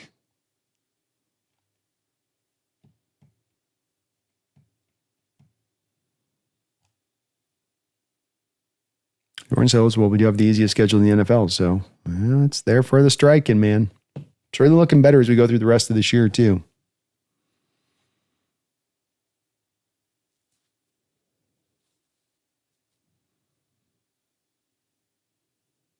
Fritz, I can't even think about Charbonnet and Bobo and whatnot at a time like this. Bad luck, Megan. You have a good one. We'll see you tomorrow. Daniel says, if the Niners traded Brock Purdy, they probably would be Super Bowl contenders for the next 4 years. Imagine signing 2 elite players to 1st-round picks for him. One day I'd like to see a team move off of an average quarterback. Yeah, I agree with you 100%, Daniel. And look, I think you were consistent on this, and I was consistent on this. Jesse's definitely been consistent on this and his outlook of this team. Be very careful when you sign these guys to these kind of contracts. Be very sure when you sign these guys to these contracts. And if either of those two do not get checked as a box, you don't go and sign the guy. And I maintain that the Niners were negotiating against themselves this offseason when it came to Brock Purdy. There's nobody out there that would have given him that kind of contract, in my opinion. You could have gone out there and gotten 1 first-round pick for him. You make that move and know how your team's built and know that you can do this in other ways. But like you say, teams just have a tendency to do this. They can't help themselves, and they always pay when they're up to pay. And it may end up being a big costly deal for them as we move down the line of this, Daniel, with this team both for this year and into the future. Part of why you got to be careful there. Yeoman says Niners have the easiest schedule in the last 15 seasons. That's true. That's as I understand it too. I'm sure it's probably maintained that. Fritz, if I'm setting odds, I'd put it literally 50-50, maybe more on our side. We were in much worse position going against the best pitcher in the world, losing on an elimination game. Yeah, 50-50 feels right to me, Fritz. Especially this series that's swung kind of so hard back and forth. It's not been a series of down to like 2-1, 3-2 games. It's just kind of like one team outpaces the other, and it's a matter of which of the team's going to set the pace on the day. Josh says teams are so fast to throw crazy money at kids. I don't understand it. I don't either, Josh. I really don't. And admittedly, I thought with your Eagles that you did a little bit of this with Jalen Hurts too. But look, there's reason there you can understand where at least you guys got into the Super Bowl, and it's you understand it. There's some question to it, but you understand it. You get why they did it. But it's this rush to go there, and again, especially with your Eagles team that had just come off the Wentz thing where you had paid him too early on it, and you ended up regretting that one. And so you have Roseman there, a smart GM, kind of doing the same thing that he did once before again. And I just think with it, it's just like, I think teams should be a lot more in the role of being willing to walk, willing to move, willing to flip assets, not just get into that no-brainer. And look, our team did this literal thing. And we didn't do it on a level of having a young quarterback that's just coming up off a rookie deal, but we did this with Geno. We go, look, if the price ain't right and you get the capital here and it makes sense to go a different direction where you can, then do that,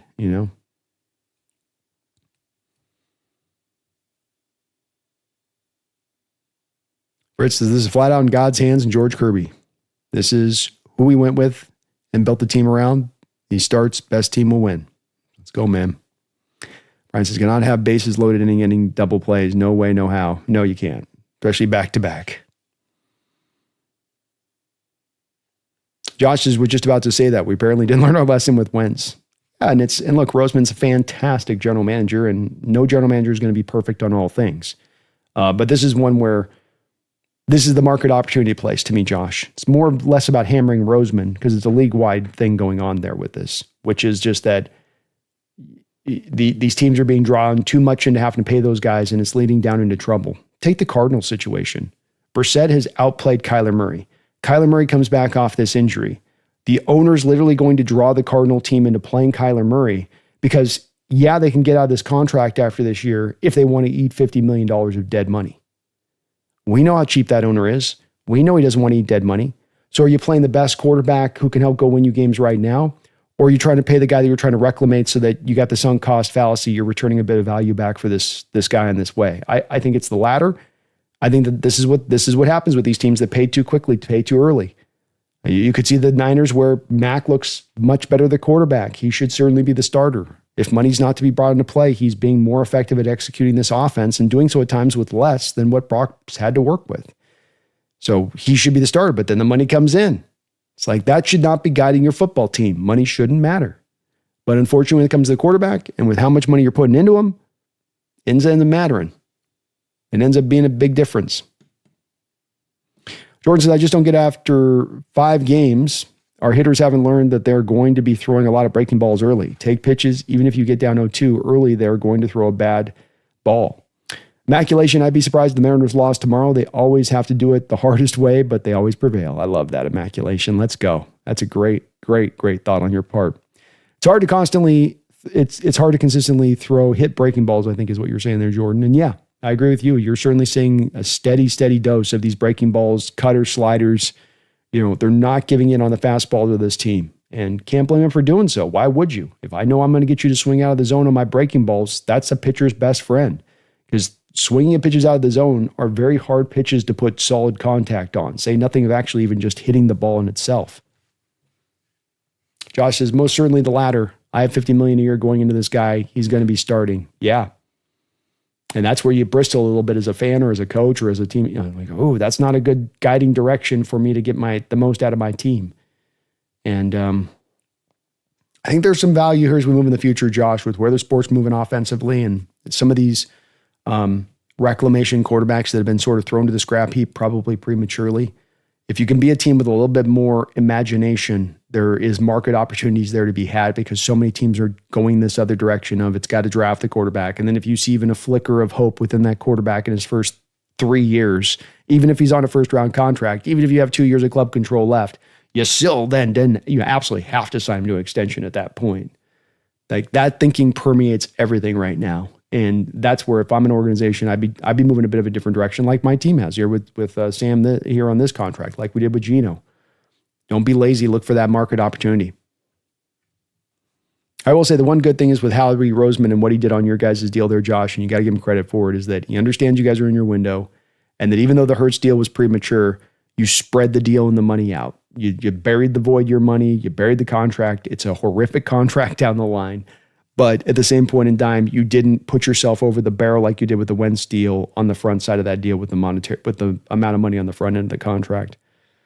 The Tez got to ask if the system and stable of O coaches or actual quarterback that's making things look good.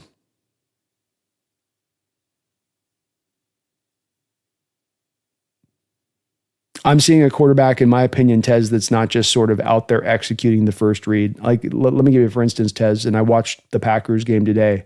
And again, it continues to stand out to me with a guy like Jordan Love that he's constantly staring down the first read. He's constantly going to the first read. There's so much of the offense with him, what LaFleur's built up there for him, which is on the back of, I'm going to have something designed well for this open read to be where you're going to go with the ball. I don't see that with Sam Darnold. I see Sam Darnold with a lot of control at the line of scrimmage, a lot of freelance control to change the play at the line of scrimmage, which he did a ton of last week. I see him handling protections. I see him throwing with anticipation. I see him mitigating the pass rush with quick decision-making. I see him being effective down in the red zone. I see a low amount of turnover-worthy plays. The guy's almost got a perfect rating on deep shots over the top, Tez. That's an arm talent thing.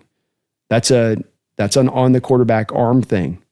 Coaches can draw that up. There's a lot of QBs can't make the throw in the right position in the right place like he has on so many of those 9 balls. Is the improved coaches, O-wise, helping on that? Sure, that's a helpful part of the process. But I still do believe that you haven't had much of a running game to fall back on here, Tez, so he hasn't had that. And the pass protection's been moderately improved, but I still wouldn't call it a strength of this team right now. So it's not like everything's set up for him to just go find the success he's finding. I think this is a lot more on Sam and his growth and development as a quarterback. I don't think that, Tez, we throw Drew Lock out there and he's giving you 90% of what you're getting from Sam Darnold right now. I think if you put a Drew Lock out there, he's probably getting you like 77% of what Sam Darnold's getting you right now. Henry says sometimes the Mariners look more confused than a moose on the freeway. That's the thing about a moose, it can look stupid, confused, and silly, and then suddenly it's dropping its hooves on you and stamping you out. And hopefully we got some hoof-dropping Mariners tomorrow. Josh, baseball contracts still do it right unless you're the Dodgers. Takes time to earn your money. The cap hit at the end is probably going to be like $75 million. I hope he restructures. And he probably will at that point. You'd like to think at that point when the quarterback's gotten so much of that money that he'll be willing to. But of course, we've seen with a lot of these QBs that they're going to get every last dollar that they can, you know.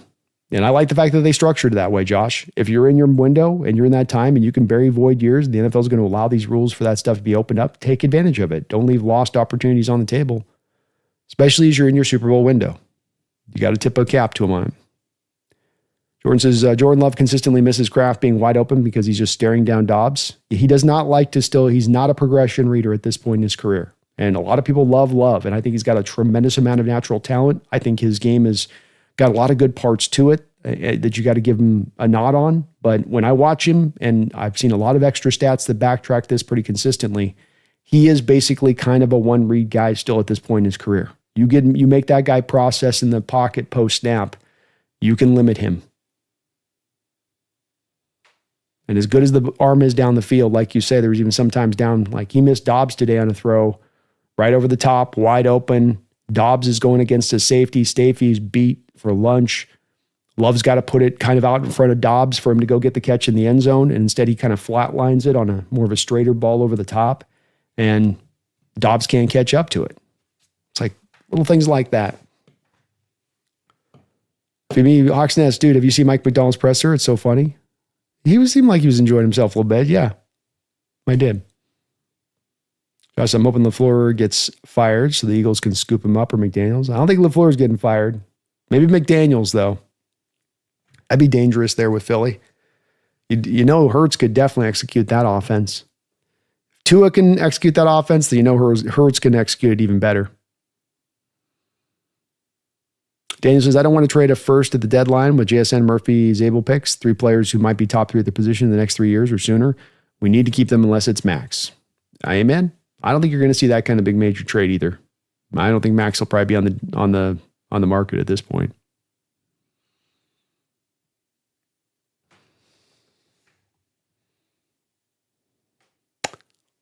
Oh, Tez, sorry, I misunderstood you. So you were saying if it was the system that helps those guys out. Purdy's case, yes. But Purdy's also had this weird transition he's made in recent years where he's become more freelance and more of, I want to hold on to the ball a little longer. That's why Max having some of the impact he's having is he's coming in there and just being quick with his decision-making and getting the ball out of his hands. So definitely that's a lot there with Brock, but also where Brock's kind of backslid a little bit in his game recently.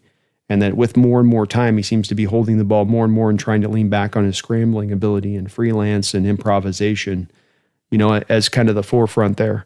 Hurts is a little bit of a different tale because with Hurts, they've just created an offense perfectly around the things he can do and then staying away from the limitations of what he can't. So to your question, yes, it's kind of the truth in that it technically is built to help him. I can't put Hurts in 20 other offenses in this NFL and he's going to go find success. He's in the exact right place to get the most out of him.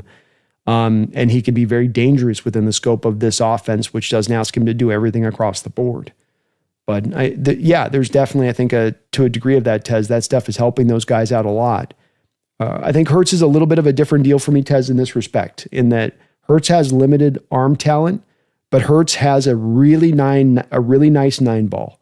And with the commitment of the Eagles to run the ball, and with Hurts' decision-making in the really nice 9-ball, when he gets his one-on-one opportunities on the outside and with the really dangerous receivers they have on the outside, they will make you pay that price if you're going to bring up the heat up around the line of scrimmage to deal with the run. And they can really kind of come at you with a real simplified brand of football. It's why a lot of former quarterbacks will say it drives them crazy looking at the Eagles offense because it is really kind of dialed back. But within its simplicity also comes really hard-lined rules for a defense that gets tough to work around. His willingness to pick and choose his moments of when he scrambles. He seems to pick just the right moments when he can use his legs and when not to use his legs. And decision-making is on point. He's not going to throw a lot of bad interceptions. He's not going to hurt himself. It's an offense that knows what it is and it plays to who it is. Daniel says the Niners are so well coached that a fan base's desire, Jesse included, to move off of Shanahan cracks me up. He is a good one, man. And I wouldn't move off him either. Henry says Devon Achane would be a home run for this team. Quicker on the whole than Zach. That part is true. Fortune says, I hope I wouldn't trade JSN for Crosby 90 million years. Crosby make touchdowns and first downs. You would make that trade. Yeah, there's no chance that they're going to do something like that. No way. Well, Valdez, hey, B, do you think we have any chance to trade for Olave? I think the chances are very, very low as a possibility. I think that they're very happy with their wide receiver core. I think that they have loved the development of Torrey Horton and feel like he is a true piece for them in the future as a starting wide receiver. I think with Olave, he's only got one more year of club control. I don't think this team is looking to try to go into 2026 investing $65 to $70 million into the receiver position for that cap, which is what you'd have to do. Olave's got one more final year at like $16.5 million or something like that. And then you're going to sign JSN to a $40 million a year deal at least, I think this offseason. So just to me, you're going to be a defensive-led team, Will. You want to run the ball. We've seen already a couple times this year that you've had games where you've thrown the ball like 21, 22 times. So does it make sense to hyper-invest into skill position players and just have this big, beefy wide receiver core when the intention is to play defense and run the ball? It really isn't to me. If you were a pass-happy team, if you were a spread-based team, conceptually I could understand this one. But being that where we're at right now and how good Cooper's been and how good Torrey's been and how good you've got, well, we can't even get around to get targets to Arroyo. Barner's been as an efficient a tight end as you got in the sport. You got 2 running backs out of the backfield that you're having to kind of just barely carve up 10 touches between the 2 of them as it stands right now either.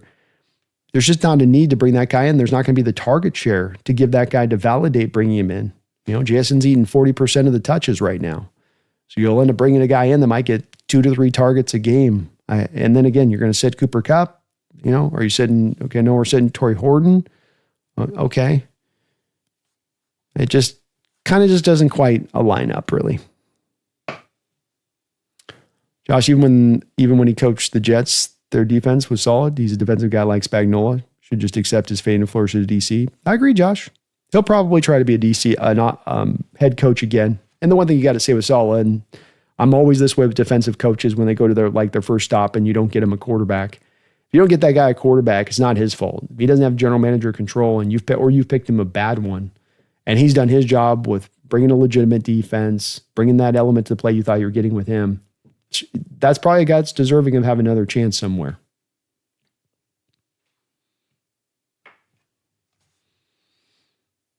Henry, Shanahan played a big role in Sam Darnold's growth. Yes, sir. Agreed.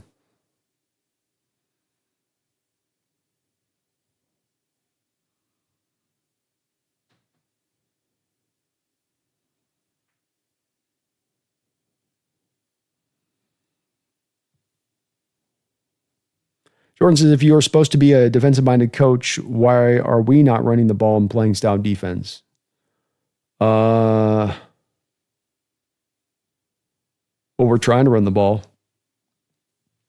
We're as committed to running the ball as any team in the National Football League. We're not doing it particularly well.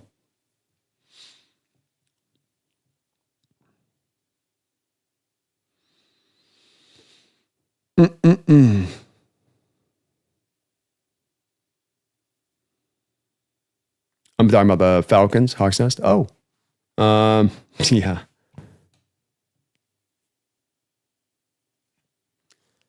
That one I don't have a good answer for. I got to say, it does feel like since they drafted Bashawn Robinson there with Atlanta, that game by game, they don't always seem to have a very solid plan in play.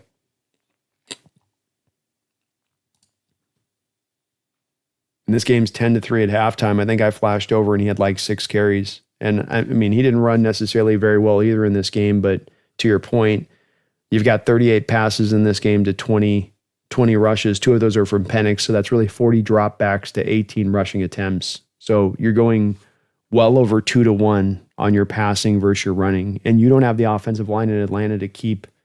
I know they only had 2 sacks in this game, did the San Francisco Niners, but 5 quarterback hits. I'm sure they had him under a good amount of duress. To me, the whole plan here with Michael Penix was that you bring him in and you're going to try to stay 50-50. And part of that is to limit him in what he's got to do. Number one, as a young quarterback, but number two, as well as mitigate some of maybe your pass protection issues that exist there and take advantage of the freaking top 10 running back that you got. But they've been even back just a little bit even there to Arthur Smith at times. I thought that they were just a little bit strange for a guy that you draft in that spot. You think you're going to use him. You're going to make him a centerpiece point. I guess they did get him 6 catches out of the backfield in this one, so you found a way to use him there. But it does feel like it comes and goes with them as far as their plan of attack with him. He just says, come back, here we come.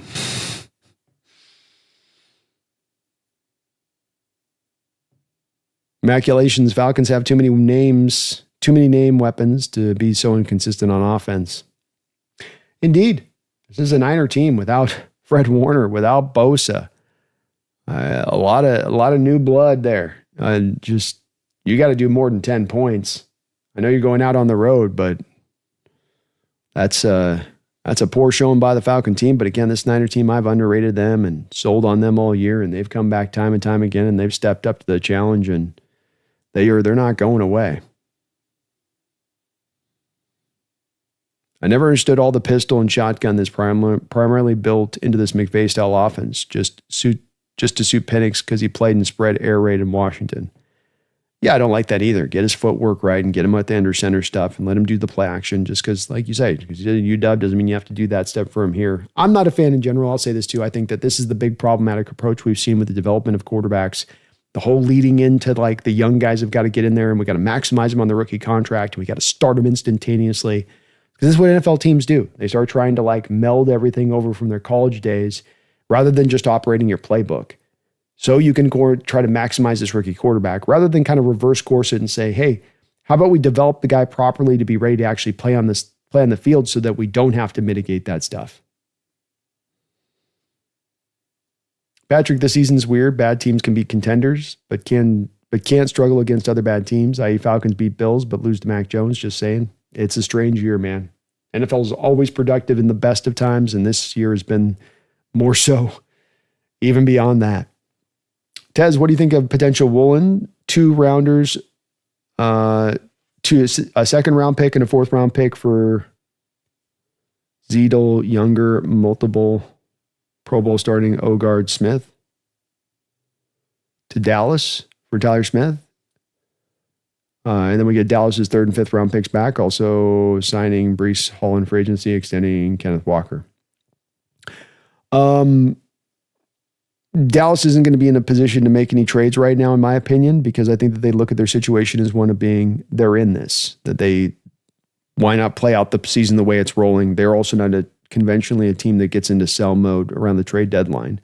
So I just don't think there's much of any kind of chance of that trade being in play. Hall's a potential guy they can look at in free agency. We'll see there.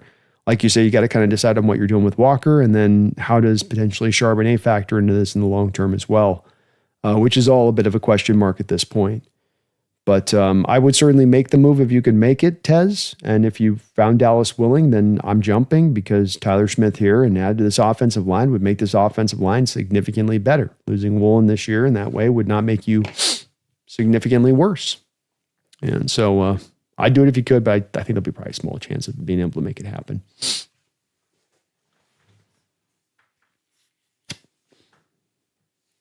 DJ says, whoever wins tomorrow needs to shut up the Dodgers. Amen. Amen. We can't let them win. Slubby one, this hurts my heart. Regardless of tomorrow's outcome, do you think the Mariners ownership will pull their heads out of their asses after the season? I hope they do. I think that they've been so hesitant to take on the money, and they've been so hesitant to jump into this foray. And I think a big part of this too has to be looking at the farm system and the anticipation that the farm system is about to really pay off for you too. So, why spend the money when that's coming down the line? But why not do both is my thinking with this. You've got Mitch Haniger's money coming off the books. You don't have any real horrible free agents other than Naylor that you really are trying to lock in. I think that they'll probably kind of split a difference. Not quite give us what we want, but definitely give us a little bit more than we've gotten in the past. Will that be enough to take you over the top? Probably as much dependent upon the development of that farm system and those guys coming up, the next blood behind these guys, and if they can roll along. Jack says Dallas going to get better because Daniels is out for a few weeks. Indeed, I think Jerry's looking at that so it's Washington's looked at as that second place team in this division, but we can run in there and go snatch this up now with Jaden out, and we're kind of rolling along, and Dak's looking good, and they've got everything working with their passing attack. Especially now they got CeeDee Lamb back in the fold there. I don't think they'll be in sell mode. Manuel, pretty crazy. Penix is 25 and Darnold's only 28, while Darnold's been in the league for 8 years. I know. Yeah. He came in very, very young. You got to be patient with those super young cats. But likewise, with a little bit of the older cats, not as much built-in patience. The Nugget on the bright side, win or lose, I'm a diehard, die-in-the-wool Mariners fan. I really like baseball now. Hell yeah, D-Nugget. Let's go. Patrick, Micah Parsons trade on both sides don't look good right now, but I think Cowboys won because of those extra first-round picks. But then again, they are the Cowboys, so who knows? I think the Cowboys I think it's a win-win deal, I think, for both teams. I think that the Cowboys are in good shape for long term. I don't think the Cowboys will win a Super Bowl with Micah Parsons there. Packers might win a Super Bowl with Parsons on that team. That's that win-win portion of this. It just doesn't make sense. It only makes sense to me for the Cowboys to sign a Micah if that's what they're saying, is that we know we're on the precipice of getting to a Super Bowl. And if not, go get those assets in other places. And something the Packers are doing with Parsons, and he's very effective at it, but they're mitigating the run defense issues here by just not having him on the field as a run defender. They're just letting him run after the quarterback 24/7 in passing situations. And that's a bit of the story, and a bit of the story for why the Cowboys, moved him in the first place. He just says the reason we didn't trade for Parsons is because John still has nightmares about trading 2 first-round picks for a player who can only rush the quarterback, Jamal. Probably factor in a bit, to your point. Maybe a lot of teams are not paying up. It's not just Seattle, which is why I think lockout is coming, because the owners keep getting cheaper, besides the very few. Yes, this has been set up to where I've heard the same as far as whispers go, that we'll have a lockout within 2 years in baseball, and that owners are already preparing themselves for this by managing their books appropriately, thusly. So it's coming. Players are going to fight against the salary cap. Owners want it. Something's got to give. Probably going to lead to a lockout. GG, I told my friend we're into Game 7. He said, and I quote, "So frustrating. They just need one more win." I know, man. It is frustrating. Mariners just farm people from Japan. Dodgers basically becoming Team Japan at this point. Yeah. Mariners should farm. Yeah, they should. Should have signed Shohei Ohtani to that contract. This series would be over right now if you had Shohei Ohtani. You could have afforded to sign that contract. But that's them's ownership for you when it comes to spending at times. Hopefully they'll change this offseason. Sloby says, I was a fan this season too. Let's go, Sloby. Hope we win tomorrow. Kirby needs to have the best game of his life, says Monsoon. You better believe he does. You better believe it. All right, well, we'll put a button on this one at that point. Will there be anything like the 2011 NFL lockout? I just think it's probably going to take a little bit of time. It's the same structure, the same thing on point. They just basically shut down the season until they can get the players union to step up the plate. But this is one where I can see it being one that might be a bit of a prolonged lockout because of the fact that the players are so against the salary cap and the owners are so for it, and Players Association just doesn't want to give up the ground on this one. Probably will lead to it. Probably will lead to that. Manual pitching needs to lock in like Detroit, Game 5. They do indeed. We need a big start from Kirby tomorrow. We need the hitters to step up and work some of these counts and work these pitchers, and a little bit more timely hitting, a little bit more clutch hitting. All comes down to this tomorrow. So Mariners, Game 7, 5 o'clock Pacific Standard Time. Won't be streaming here on this one tomorrow because we got the Hawk game at 7 o'clock and got to get prepped up for that one. But I will be watching along with you guys and hoping that this team can get themselves to a World Series. 3-3. It's like you got out of halftime and you got up by some runs, and then they got back into it, and then you got back, and then they threw one more touchdown on you at the end of the half, and now it's all tied up. It's a 0-0 game. 1 game left, 9 innings. Who wants it? Who wants this World Series? And can we get our starting pitcher to come out there and give us something that stands up and holds down this lineup long enough for our lineup to find some runs in the game and not put us behind the 8 ball? Hopefully so. We'll be back tomorrow. Got Seahawk football on deck here.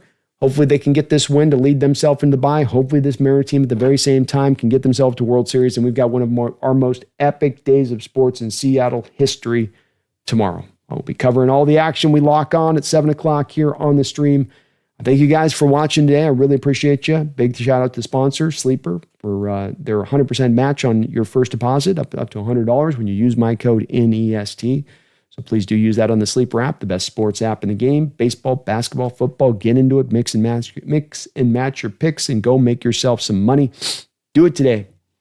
As well, going to send you guys out here with our other sponsor of this show, which is TickPick. TickPick has been very kind enough to sponsor yours truly, and it is an app if you're needing to get seats to a game at the last minute, but you're not wanting to get raked over the coals. You want a little bit of a balance to it as far as, hey, let me balance cost with seating position and get the right space. They got the VR look so that you can see around you about how your seat's going to look from the location in the stadium that it may lie. We'll use TickPick today, and please do use my code. So just flash a little bit of that ad for you guys here really quickly, and we will be right back. I don't know about you guys, but one of my biggest pet peeves is hidden fees when it comes to buying sports tickets. A little bit extra here, a little bit extra there. Oh, sorry, sir, just one more surcharge. Why can't the price I pay be the price I saw listed? If only there was an app where these fees didn't exist. Which is why I want to give the sponsor of today's show, TickPick, a huge shout out. With over 20 million downloads, TickPick has you covered. NBA, NFL, concerts, festivals, you name it, they got it. TickPick provides the lowest prices, guaranteed. Oh, and no fees. What you see is what you pay. The NFL's in full swing, the NBA's just around the corner, and Major League Baseball playoffs are in the thick of it. Now is the time to lock in the best app in the game at finding you the right ticket at the best price. I love using TickPick. Last year, I was supposed to go to the opening game of the football season with my buddy who was also bringing those tickets, but he bailed on me at the last second and I was left to scrambling. I thought I was going to be up the creek without a paddle, but I fired up the TickPick app, was able to find a really nice seat by utilizing their high seat rating, which just looks at the combination of price and seat quality to get you that best bang for the buck. And I was able to go to the game and experience an incredible game at that. TickPick has your back. Each ticket bought is backed by the buyer trust guarantee so that you can trust your seat is legit. And of course, I've got a code for you guys. When you use code HMA, get $20 off your first set of tickets with TickPick on a purchase of up to $100. That's $20 off any tickets when you use promo code HMA. Make sure you click the link in the description section to download the app and have the code automatically added to your account so you can use it later. Thank you, TickPick. 2 Dragons tomorrow, folks. Let's go get this thing. 2 Dragons. Let's knock it out. 2 big dubs and have a beautiful, wonderful start to the week. So I want folks keeping the faith. I know you're knocked off a little bit by the Mariners in the play today a little bit, but keep the faith. We're in this 0-0 tomorrow. Good vibes, baby. Let's go back and get the 7th game. Let's watch Kirby go out there and pitch one for the ages. Offense come in with some timely hits, and then we got the Dodgers potentially on deck. Come on, let's go get it. Keep the faith, my fellow Seahawks and Mariner fans.